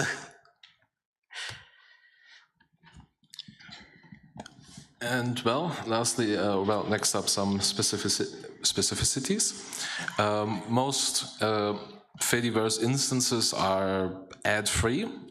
Often they accept donations. Some are no donations. Various options like Patreon or Ko-fi or whatever is good. Since these are essentially volunteer operated, they don't have an attention target. It's not the goal of any of the instances like Pony Social to drag you into using it as much as possible, but rather to use it to spread your content and, well, have fun. Due to the federation, instances can specialize. So we have places like Pony Social or Equestria Social that are targeting a fandom essentially, or specific to a fandom, but they can be more general instances. They can also be about other fandoms. For example, Foxy Social being a general furry instance. There's plenty of places you can be in that are like, you know, friends or just people that are like you. And of course, a good benefit or specificity is that interactions are, well, they're not restricted to your instance as previously mentioned. You can comment on a PeerTube video, you can follow a Lemmy thread. So like just imagine on your Twitter account you were to comment on a Reddit thread. That's quite complicated to pull off, but the Fediverse kind of makes it possible. Mainly because it was not monetization. So, how to choose an instance? A very, very big question for beginners. How to choose an instance within the whole available? First, you can ask a friend or promote your favorite instance. Second, you can use a directory. Some websites list Mastodon and other services instances. You can also host your own instance. You are not limited to already existing instance. And we finish this chapter with a list of non-brony instances. Well, first off, using directories, they're like instances.social. There's a few more directories, join Mastodon, Fediverse.to, Fedilist.com, that are all providing these kind of indexes. And all of these directories offer filters. So if you're looking for something specific, like what software is being used, what's the general theme, like is this about ponies, is this about furries, is this about like tech, or a variety of topics. You can look at the rules that are on the instance, because each instance, of course, has its own set of rules, how many users there are, what is the current registration status, because an instance can be open to signups, or they can be that signups have to be manually approved, or invite only, or just generally closed at this time. And well, you can also just look at the moderation that they're currently doing. So like how many moderators are there, and how are they generally operating. So to host your own instance, you have official documentation. And in this documentation, you have two main possibilities. First, you can host it as a service. This was a company that allow you, in exchange with some money each month, to manage the technical part, and you manage the administration, moderation, and the other parts. It's easy to install, and you are not locked in after. Or you can self-host your own instance. It's more technical. It requires more technical knowledge and some precaution, like having backups and others. But it's very satisfying when you can do that. Well, and of course we gotta do some self-advertisement. So here's a list of known Brony instances. There's of course Equestria Social. We have Pony Social, Mastodon is a horse, OurTown.social, Pony, and Pony Social. The Hoof Social is there as well. Yes, sorry, I forgot about that. We have only so many list entries. It's not exhaustive, but if you want to have to get to on an instance, you can use the list and then explore the rules, the goal of the instance. Some instances allow content, some others don't allow it. It can be, for example, about non-safe content. So there are some rules on the Fediverse. So there are the Fediverse etiquette is general rules, usually to use on the Fediverse in general. How the moderation works. So we start with the Fediverse etiquette. Generally, it is encouraged to be kind to other users. Almost all interaction is voluntary. If you dislike what someone posts, the easiest option is to block them. If it violates the rules, report them. There is usually, if you're gonna be like reacting to bad content that breaks the rules, for example, and get into a fight with another user, that usually doesn't end well for anyone involved. So just block and report. It's also generally expected that if you post an image, you try to describe what's going on. Almost all the software has a field where you can add image description for blind or vision impaired users. For art, of course, credit the artist you got it from, or if you made it yourself. And if you're using some of those new computer images, you should generally tag those so that people don't have to see it unless they want to. And lastly, content warning feature. If you post something risque or politics, generally people also want to have a content warning on that, just so that it's not polluting their timeline with various stuff that might not be very interesting to them or that they just don't want to engage in. And a few last notes. The options you have with a post that exists, you can of course reply to it. That adds a big old boost chain. You can boost a post that will basically put the boosted post on the timeline of users that follow you. If you favorite a post, it'll not be put on anyone's timeline. It'll just be in your favorited list. And bookmarks are essentially like favorites, but they're not federated. They're just private for you. So about the moderation is a big part of the Fediverse.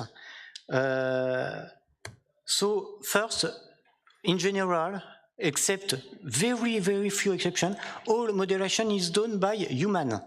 So no automated report. If you have a remark in a report, you can add a post and a message to describe what is wrong.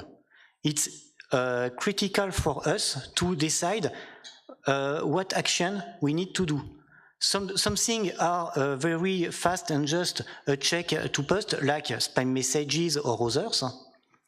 But some others, when I don't think this user is good, or you can report an account or post, and you can add a message to describe why you report it.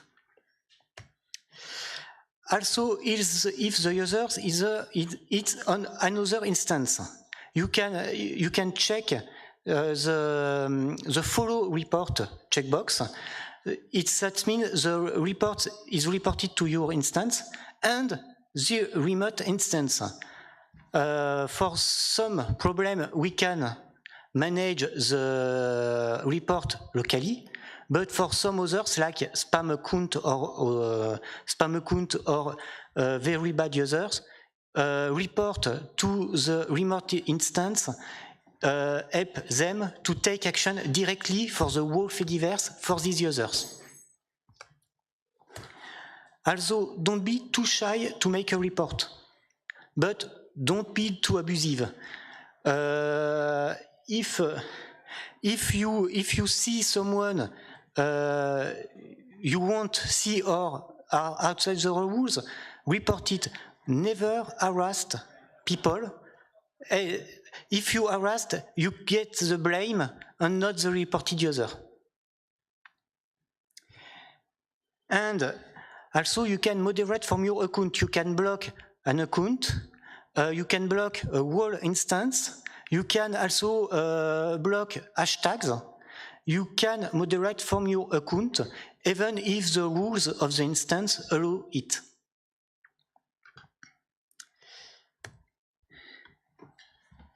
So why should you specifically be interested? Well, instances that are fandom specific, it's just a place to meet people who are kind of like you, that you might even know. So yeah, it's a place for fandom people to meet up. Moderators on the staff in general are also gonna be part of the fandom, so they don't have issues where they don't understand the context of something you post because you post something with some really cool MLP quote on your account, but you got your Twitter account locked because the word choice was a bit poor. There's also pretty different harassment protection because the moderators are fans or part of the fandom. We can do a lot more to protect everyone from being harassed or otherwise harmed. And in general, the community is also a lot more healthy than on Twitter. People are not nicer when they interact with each other, usually. And well, if two people don't like each other, it usually means that they just block each other, and that's about the end of that story. So this is the end. We try, it's around 30 minutes. We are in time. So if you have a question, we can take them, and we make our best to reply. So German, French, or English? Your choice. Or in her case, fursuit pantomiming, also an option if you can understand that.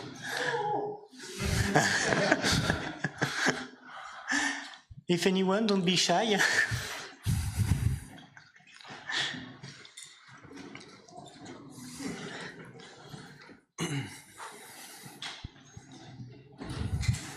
Mic check 1, 2. Okay, what's your question? Can I tell you? What are some of the highlights and lowlights of running a Mastodon instance? My question's been approved. What are some of the highlights and lowlights of running a Mastodon instance? I mean, I would say the highlights are just the kind of people you get to interact with. especially since Mastodon tends to favor more close-knit interactions where you're not like following a big account that's like 1 million followers and everything you do is just gonna sink into the stream. And because it's not like boosting popular content on top of the timeline, but it's all linear, you get to interact with people a lot better. I'd say that's definitely a big one. Lowlights, probably I'd say the occasional drama that happens on all places of the internet, just that's always there, and you gotta deal with it. And yeah. And the Brony community is known for never having any drama. Of course, no drama whatsoever between Brony instances. Thank you. Si je parle en français, personne ne va comprendre dans la salle. I will translate if you feel clear. It's okay, we'll talk in English. So I'd like to know if there's a way to like merge accounts across instances or using multiple accounts. Because when I chose my instance, I really hesitate. I chose like 3 different instances and I only use one. So is there a way to like use multiple accounts? Usually connecting could be connected in Brony instance for Brony merch. It's help you more. Just even if nobody follow you, they can see your message in the local timeline. And if your creation interest people, they give you a boost. A boost is more visibility. So with that, you can reach even another instance and growing. So if you want to be discovered rapidly, usually be connected to a bigger instance is better. But close instance can have their advantage too. Yeah, I chose a generic instance because when I use equestria.social, I'd like to get my friends from Twitter to use Mastodon, but maybe they don't like Brony stuff, so I prefer to stay on my generic instance, and I have another account. On Twitter, I know there is a way to switch easily on accounts, but Mastodon, I don't really know. So for Mastodon, it's not a part of the presentation. It's missing, but you have application. There is no official application. Okay. You have multiple applications, and some of them allow multi-account. Like on a computer, you have an app called Senji. With Senji, you can have multiple accounts in one interface. Okay, cool. So there is no way to switch, but you can have a client with multiple accounts possible. Okay, that was my question. Thank you. Hello.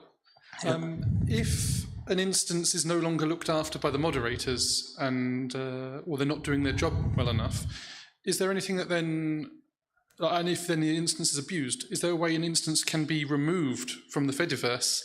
And who decides that? There is no centralization on this part. It exists Fediblock hashtag, and the moderator and administrator can block a whole instance directly on the instance.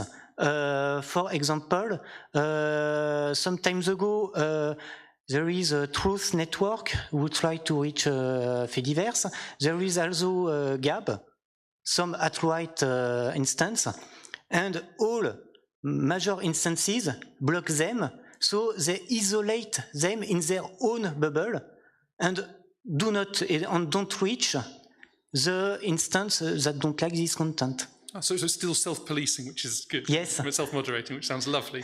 So, okay, thanks.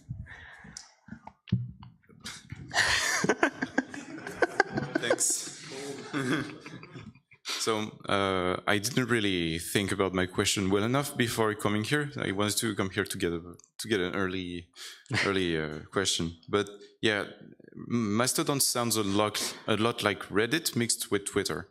Is that a good sentiment? I would say that might be a fair comparison. Because of the separation of interest. It's not like that an instance is restricted to a topic. Like people on Pony Social, there's people who aren't really into Pony, they're just, general posters, or just are there to post memes. Okay.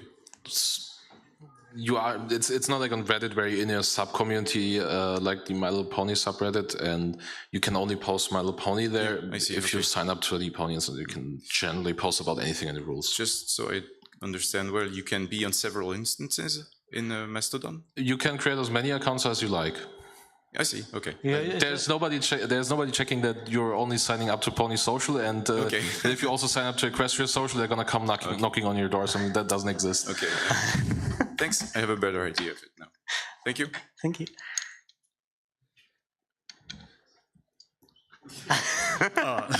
Thank you. So I wanted to see what your thoughts were. I have a kind of a two-parter. I wanted to see what your thoughts were in terms of risk for large corporate entities like Meta trying to gain a foothold in the Fediverse, and whether that presents a risk. How do you see that playing out over the next few years? Just a little louder. A little louder? Yeah. Sorry. To summarize, we have corporate entities like Meta that are trying to get a foothold in the Fediverse. So what do you see that looking like over the next 5 years or so? So we have this discussion with both instances and more. The problem with Meta trying to reach the Fediverse is the same as Google with XMPP communities and other cases like that.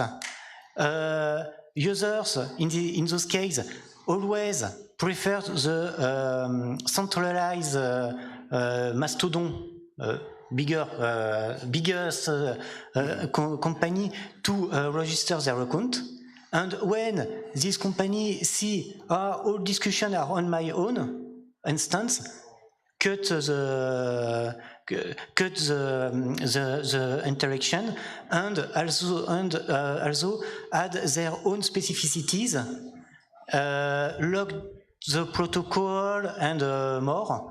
So when Meta announced that, as soon as we as we know the name of the domain,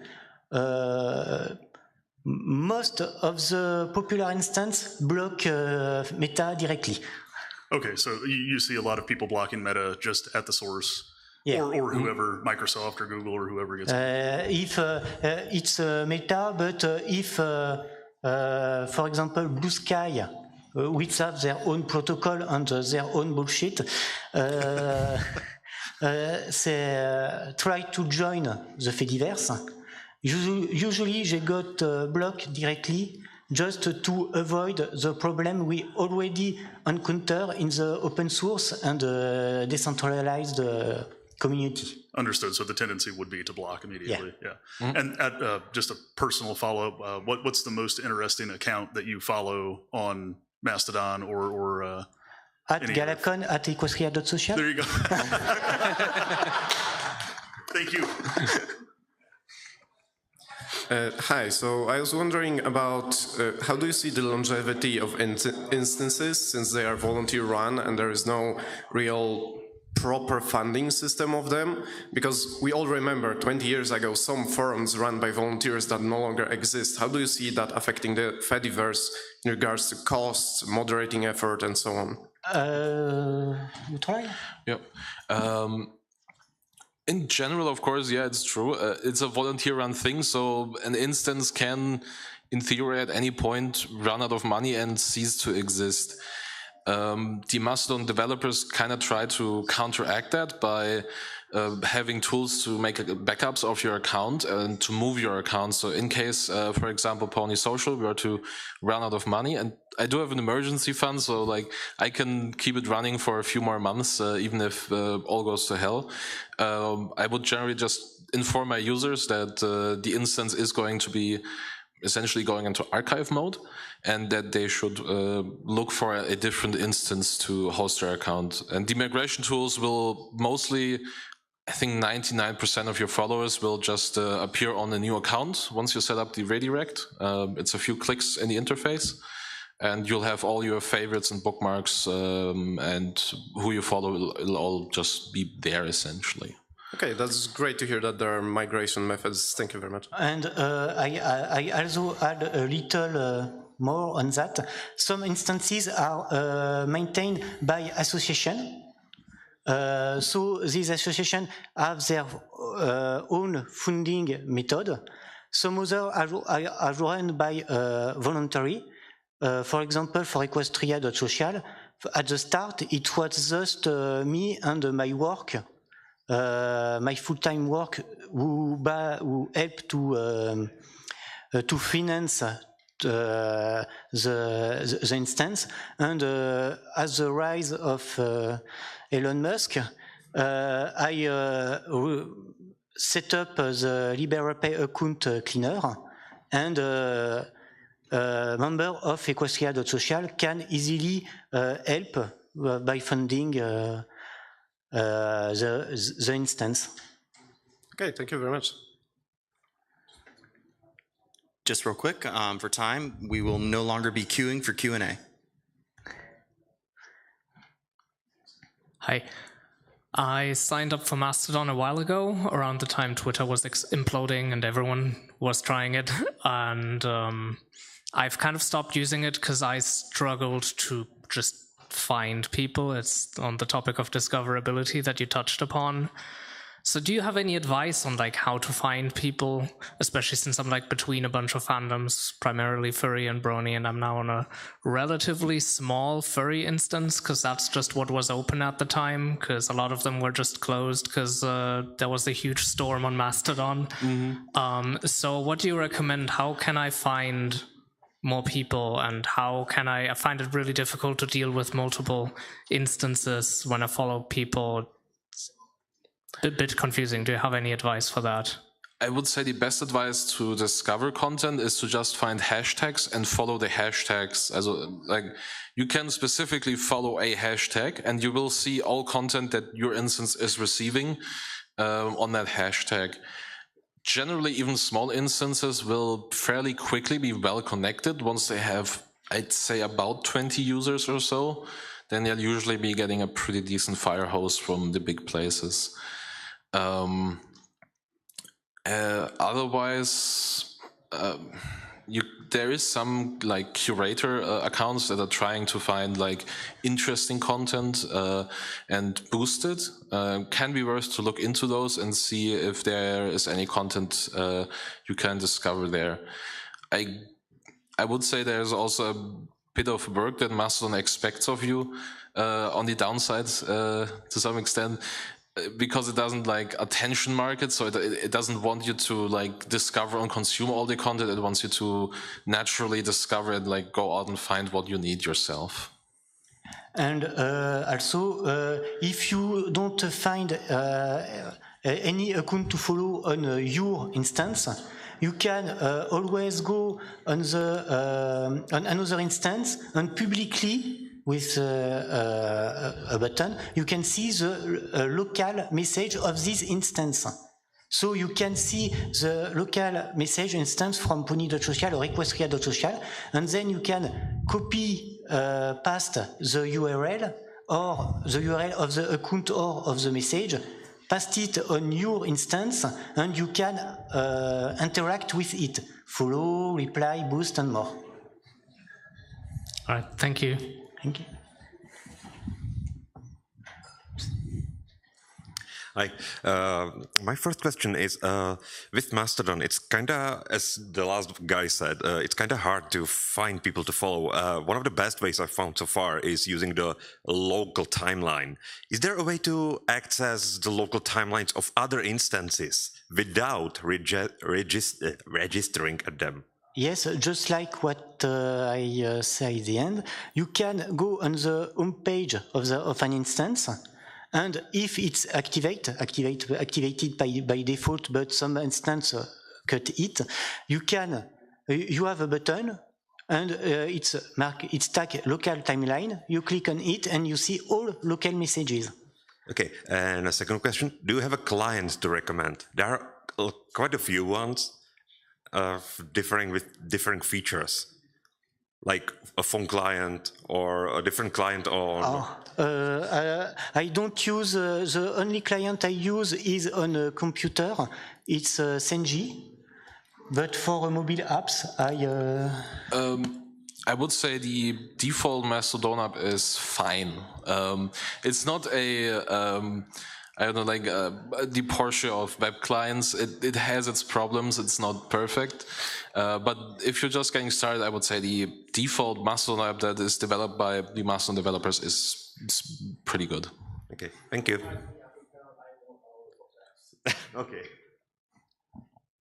Hiya. Thank you for your talk today.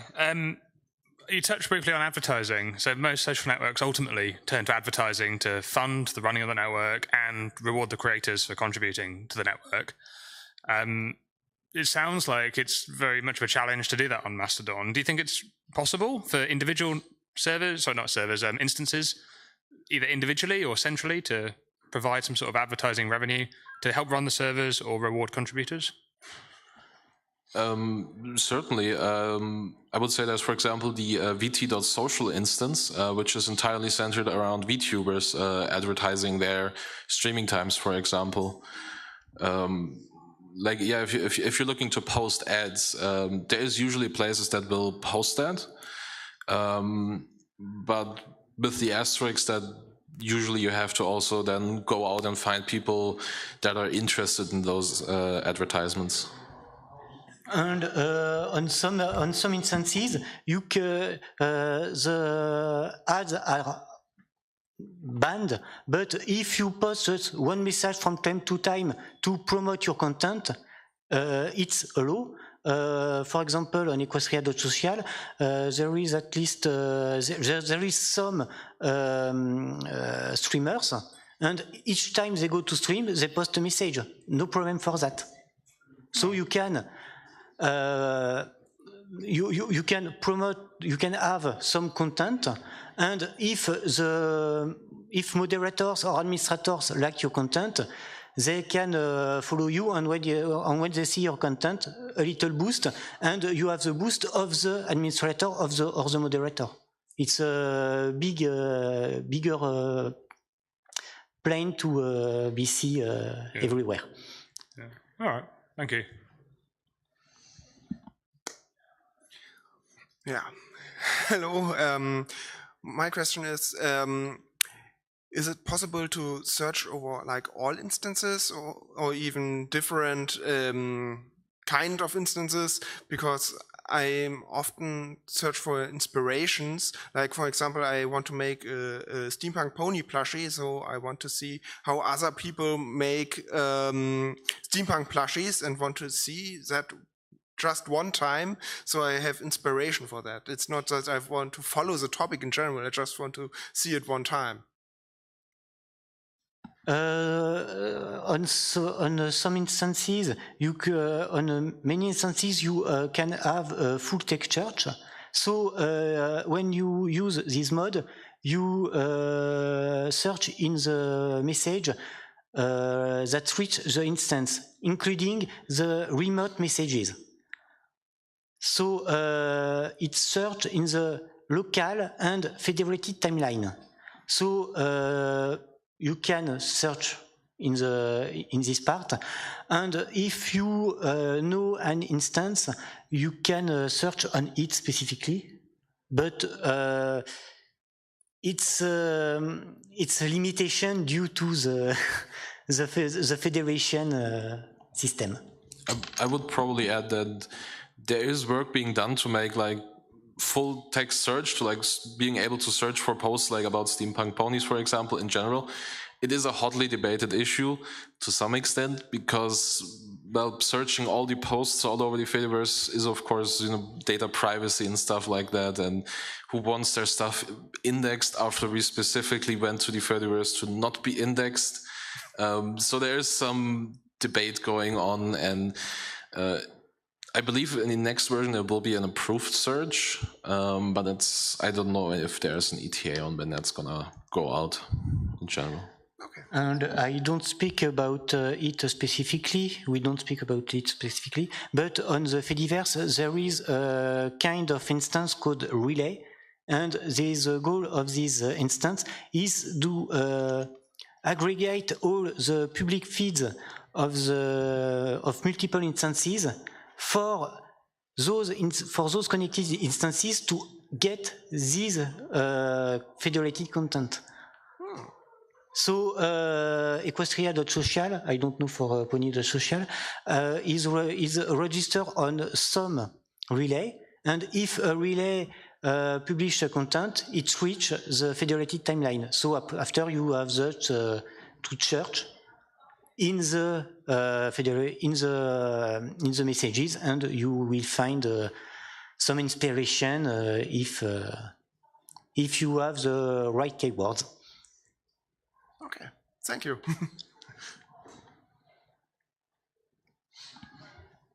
Okay, we have a little bit of time left, so we can take like 1 or 2 more questions. Is that good with y'all? 1 or 2 questions? So, that's good. If you want to reach us in the convention, I think you will easily find me, and you will find a cult or I forgot the name. Sorry. Cool. Yeah. Cult and Luna. I think you're Luna at Foxy Social then. Yeah. Yeah, Luna at Foxy Social. 90, sorry. But yeah, for me it's then cult at pony.social, if you want to follow me. So, thank you for you being here.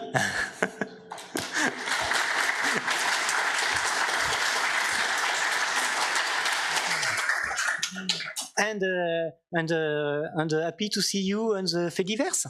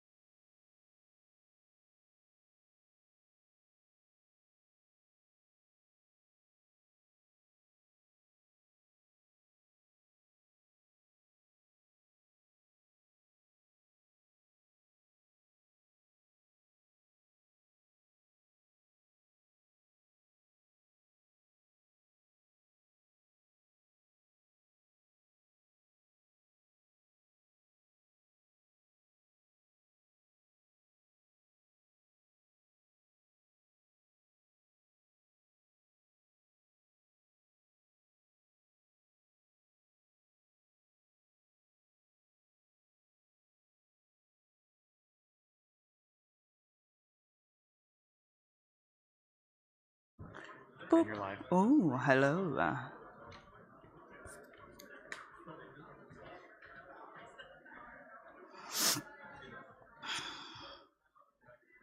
Good luck. Thanks.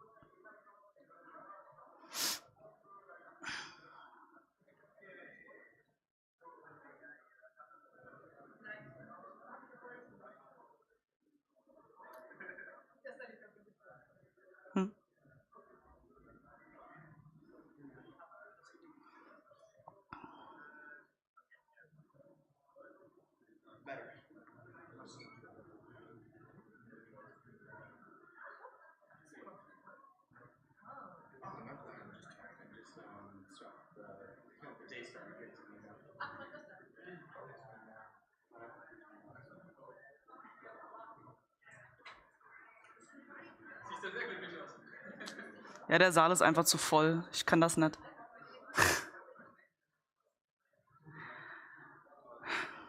Okay, do we have like only English speakers in here? Well, you're just a volunteer. Also ihr könnt alle Deutsch.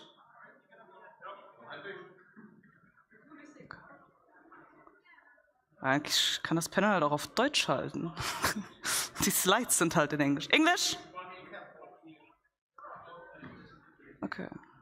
So, would you rather have it in German or in English?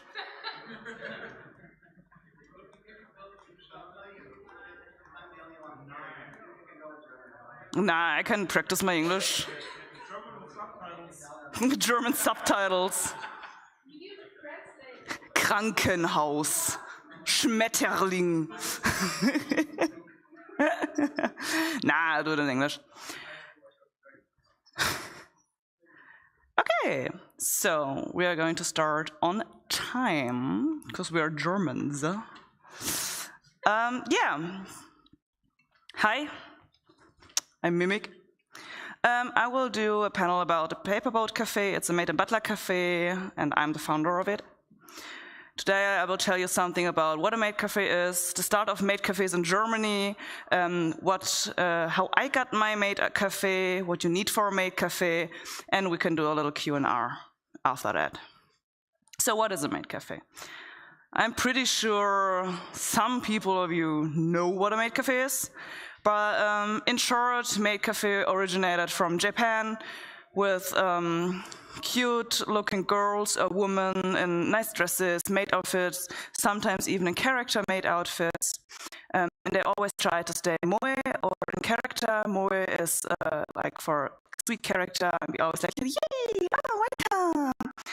And or they stay in character and be like Rainbow Dash or behave like Fluttershy. That's their like those two different types of maids or how they present their maidiness. And we always try to keep conversations positive in maid cafes, because maid cafes should be a place where you can relax and forget like everything bad in your day life and just be nice and have like a relaxing time. At the start of Brony maid cafes in Germany, there were like, with my maid cafe, there were three. The Strawberries Maid Cafe, the Pinky Dinky Biscuit, and now there's my Paperboat Maid Cafe. You can see here the Pinky Dinky Biscuit started, well, first seen on the internet on August 2014. And they had a few events, like 2 times at the WWU. I pronounce it in German because like, WWU. TWWU, Celestia Barbecue, and the Nightmare Night, like 2 times, TWWU once. I saw them 1 time, I think, at a Nightmare Night, the last event they were on, and then they were never seen on the internet again after November 2016. Strawberries, on the other hand, started a few months later, at February 2015. They have way more events on their card. They have Brony Fair 2 times, and then like Brony Fair didn't exist anymore. We have the Derpy Fest 5 times, PCRP 5 times, Cologne Meetup 5 times, the Hive once, because it was only once. The Nightmare Night was this time, and then it died too. Yay, German fandom. And the S5. Yeah. And then they didn't broke up, they like got in retirement in November 2022. About the Pinky Dinky Biscuit, I wanted to tell you something about each maid cafe, but I couldn't find like anything from them because they were before my time on the fandom. I know they had like scarves with their logo on it and a flag, but I can't show the pictures because I don't know the people and didn't get permission for it. The Strawberries, on the other hand, they started at a Brony Fair with just 2 maids, Anna and Ona. And this was the last time we all got together. I needed to Photoshop 2 people in because they weren't there. Is in November 2022, where I am here, I'm the Sunset. And a lot of other maids, they retired because one got a child and the other one was like slightly out of the fandom, and they were like, let's bring it to a good end and stop there instead of like just losing us and just be like, yeah, I don't want to do this anymore, and be like half-hearted. Yeah, they said their thank yous, they went and said their goodbyes, and then I was like, so I still want to be in a maid cafe.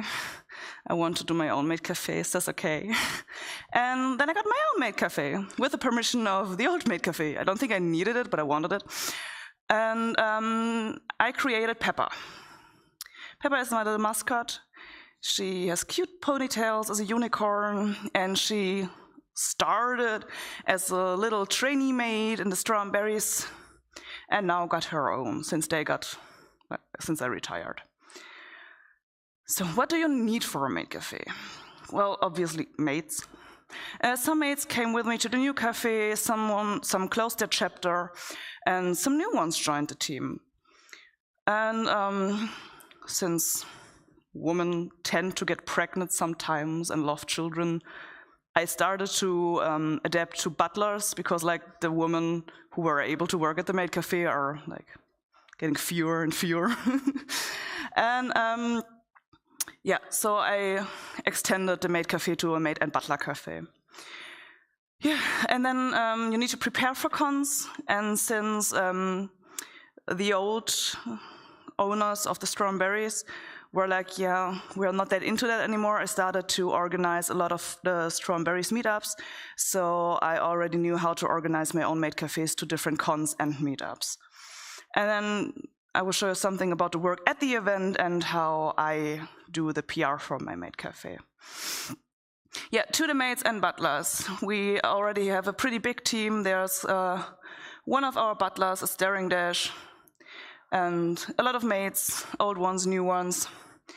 That's me, that's all the cosplays I made in the maid cafe. We always try to do different characters for different events, so we have like a nice little mix.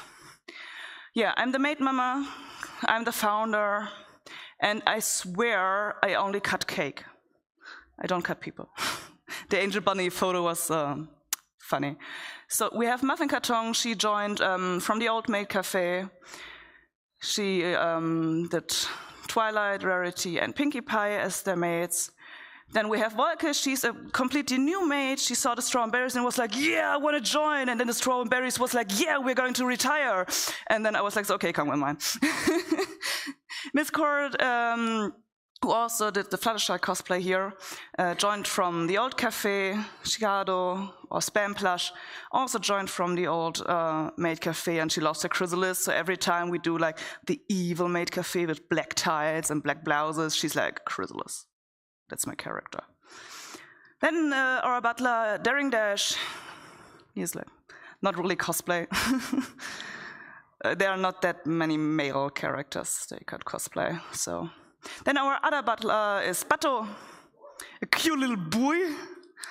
And Melodis, who always sells plushes here, she didn't had her maid debut. It's her first time working as a maid tonight, so we will take photos there and put them in the presentation if I will ever do one again. And then Hanava also didn't have her maid debut. She will, I think at All Shadows Eve, she will have her maid debut, and then we can take pictures and put them in there. Yeah, preparing for cons and meetups. As you can imagine, there's a lot of stuff you need to carry, not just like uniforms and everything. You need to like set a vibe in the room and everything. So I took this picture and then I remembered I forgot shit and it got more. The pile grew, grew and grew. You really need to make a checklist, like do you have the banner, the decorations, merch, cash register, the uniforms, like the dresses, the petticoats, the aprons, the ears and everything. Do you have enough makeup? Do you have the wigs? And on smaller meetups, wait.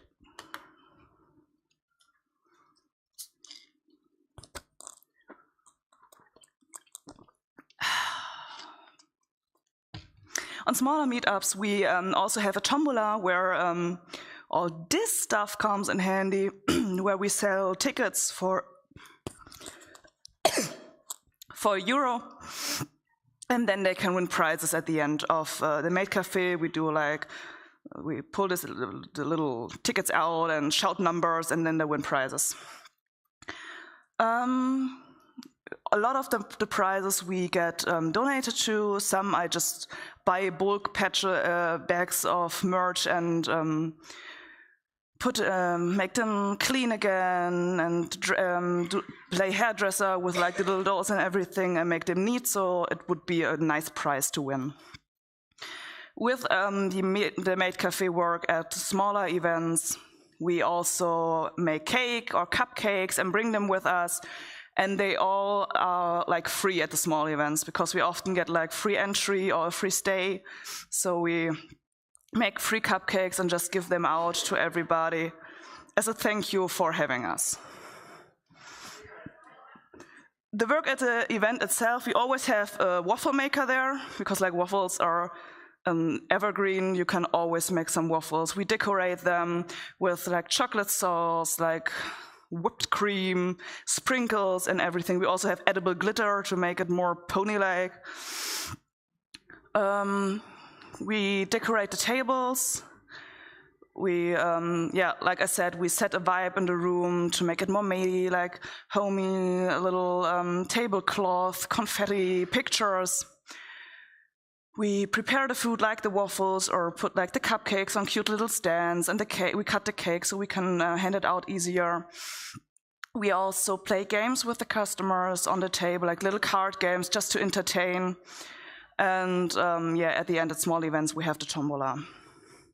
And afterwards, you clean everything up like you were never there. Because we don't want to be a burden, we want to make good vibes and then just go. Here you can see some pictures. There's our big, I have a PowerPoint. There we have like all the cakes and some Windbeutel, I don't know the English word for that. We have our little merch store. I also have like all the made merch on my vendor table right outside this room. The tombola stuff sits here, and you can see how we decorate our cakes with edible butterflies or unicorn horns and ears. This is like the raw table, and these are the tables where the guests sit and enjoy their cake or play card games or just chat with each other. We have like little pictures, a tablecloth, little lights and everything, just to make it look more nice. Yeah, doing the PR is also a big part, because if you don't do PR stuff, nobody knows you exist. And I want everybody to know that we exist.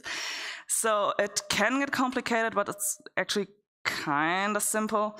It's like being present is super important. You need to put yourself out there, just post whips or like where you're going to, like the travel journey, snap some photos and just post it so people know you're on the road, you're at events, and they can book you too. Genau. I draw a lot. I draw pictures for the Maid Cafe. I post them. Like nearly all the stickers you see in the presentation are from me, and just like do silly stuff so people know you exist. And that's it. Yeah, and we can do a Q&A if you want. It's not so much. Yeah. Oh, thank you.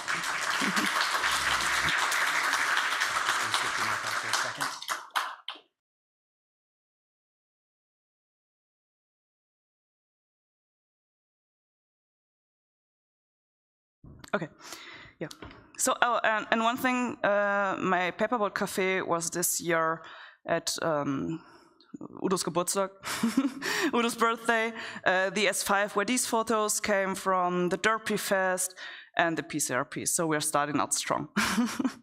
So, any questions to the Maid Cafe? Mm-hmm. Do you have another shop, or is this your main shop? Noch was?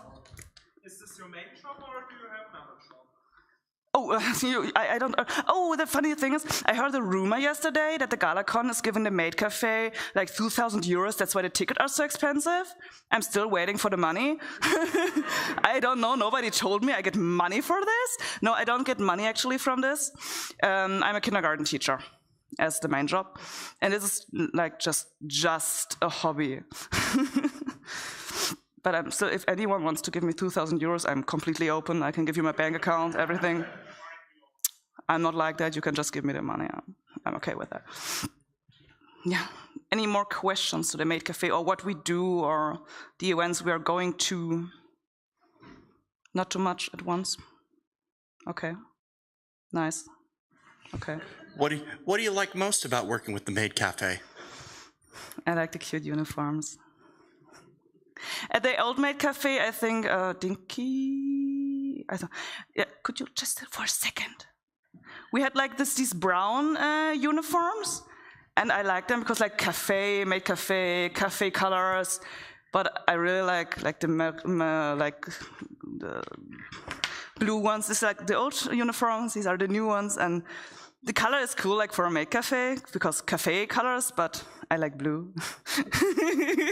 So I changed that. Thanks, Dinky. And I think it's just cute, and just give other people like a good time so they can enjoy like a piece of cake or a cupcake and just sit down, chat together, like the community work also, and that people always are pretty nice in the cafe and say nice things afterwards.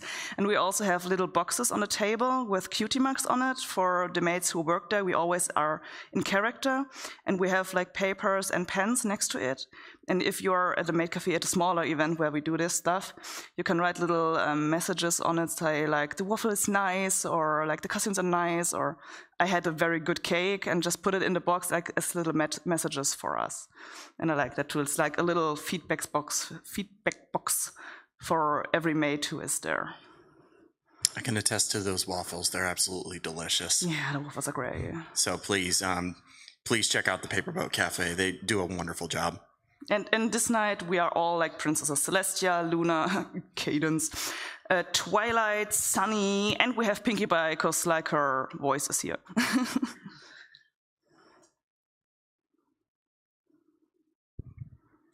I'm curious, do you have any sort of physical store, or do you just like travel around to different conventions? We travel around. We're like an event cafe. You can book us. You can say, hey, I have an event. I want a Maid Cafe. This is the location, and we can give you like a bed or something like this, or we can give you a discount for the entry.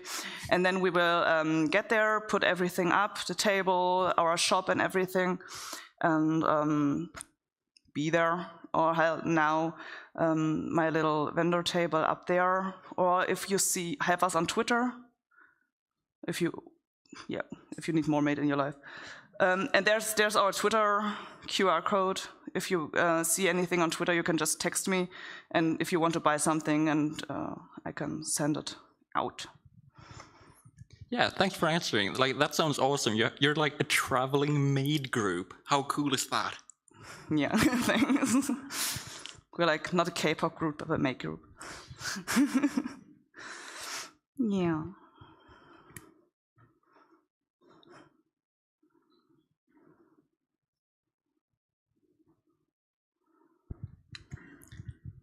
So my question is, were the ears always the part of the outfit since the beginning? Yes.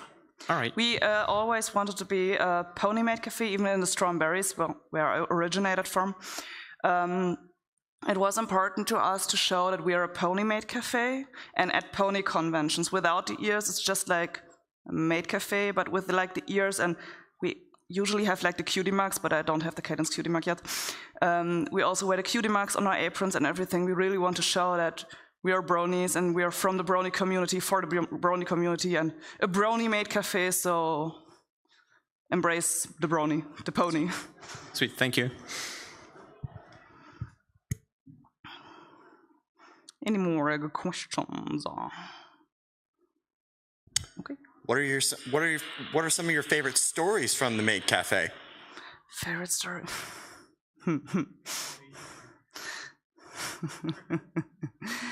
Well, I have a husband. And this husband was at the Strawberries Maid Cafe. And I think he was a little bit drunk. He wasn't the soberest person ever. And he was like, his nickname is Sakura95. And he's like, lol, I'm a zebra maid. And we don't have like zebra pony outfits for the maid cafe. So he borrowed the maid outfit from Fluttershy maid. And he couldn't fit in it, so it was like half open. And he was like, I'm zebra shy. And it's moments like this where I'm like, so yeah, okay. That's cool, I like it. And we also had like a guy at a Cologne meetup who was like, oh, I really want to try this. Like with wig and everything. And we're like, yeah, if the maid cafe is over, we can totally put you in a dress and see how it's going. And I covered up his beard with makeup and everything. I made like the eyelashes, we put the wig on and everything, and we fooled some people. And then he was able to walk around in the wig and the dress and anything, and could live his like maid fantasy for like an hour till we need to go. But yes, stuff like that is always just nice to see that they enjoy the maid cafe and be like, so that's cool, I want to join too. So when are we going to get Sakura here to wear a maid dress for one of his music performances? No, he doesn't want to work in my maid cafe, actually. No. My husband doesn't support me. Well, he has to advertise the maid cafe somehow. Yeah, stuff like that. Oh. Okay.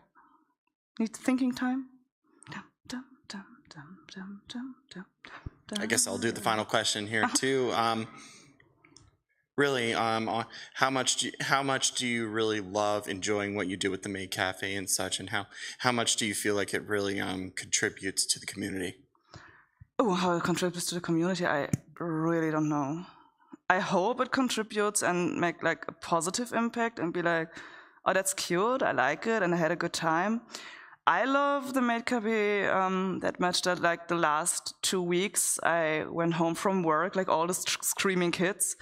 And I sat right in front of the sewing machine again to sew all like the little aprons and headdresses and anything that I'm selling.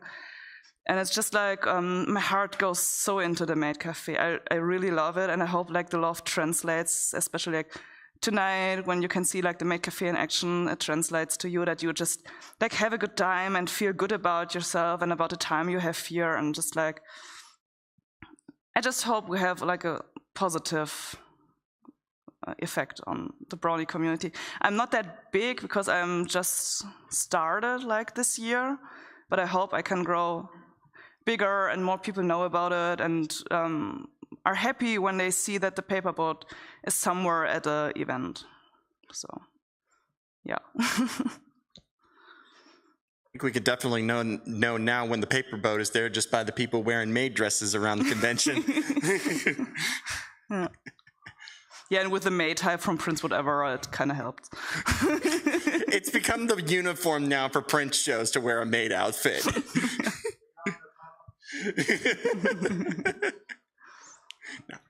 Yeah, that's not the longest panel, but like a short presentation from my Paperboard Cafe.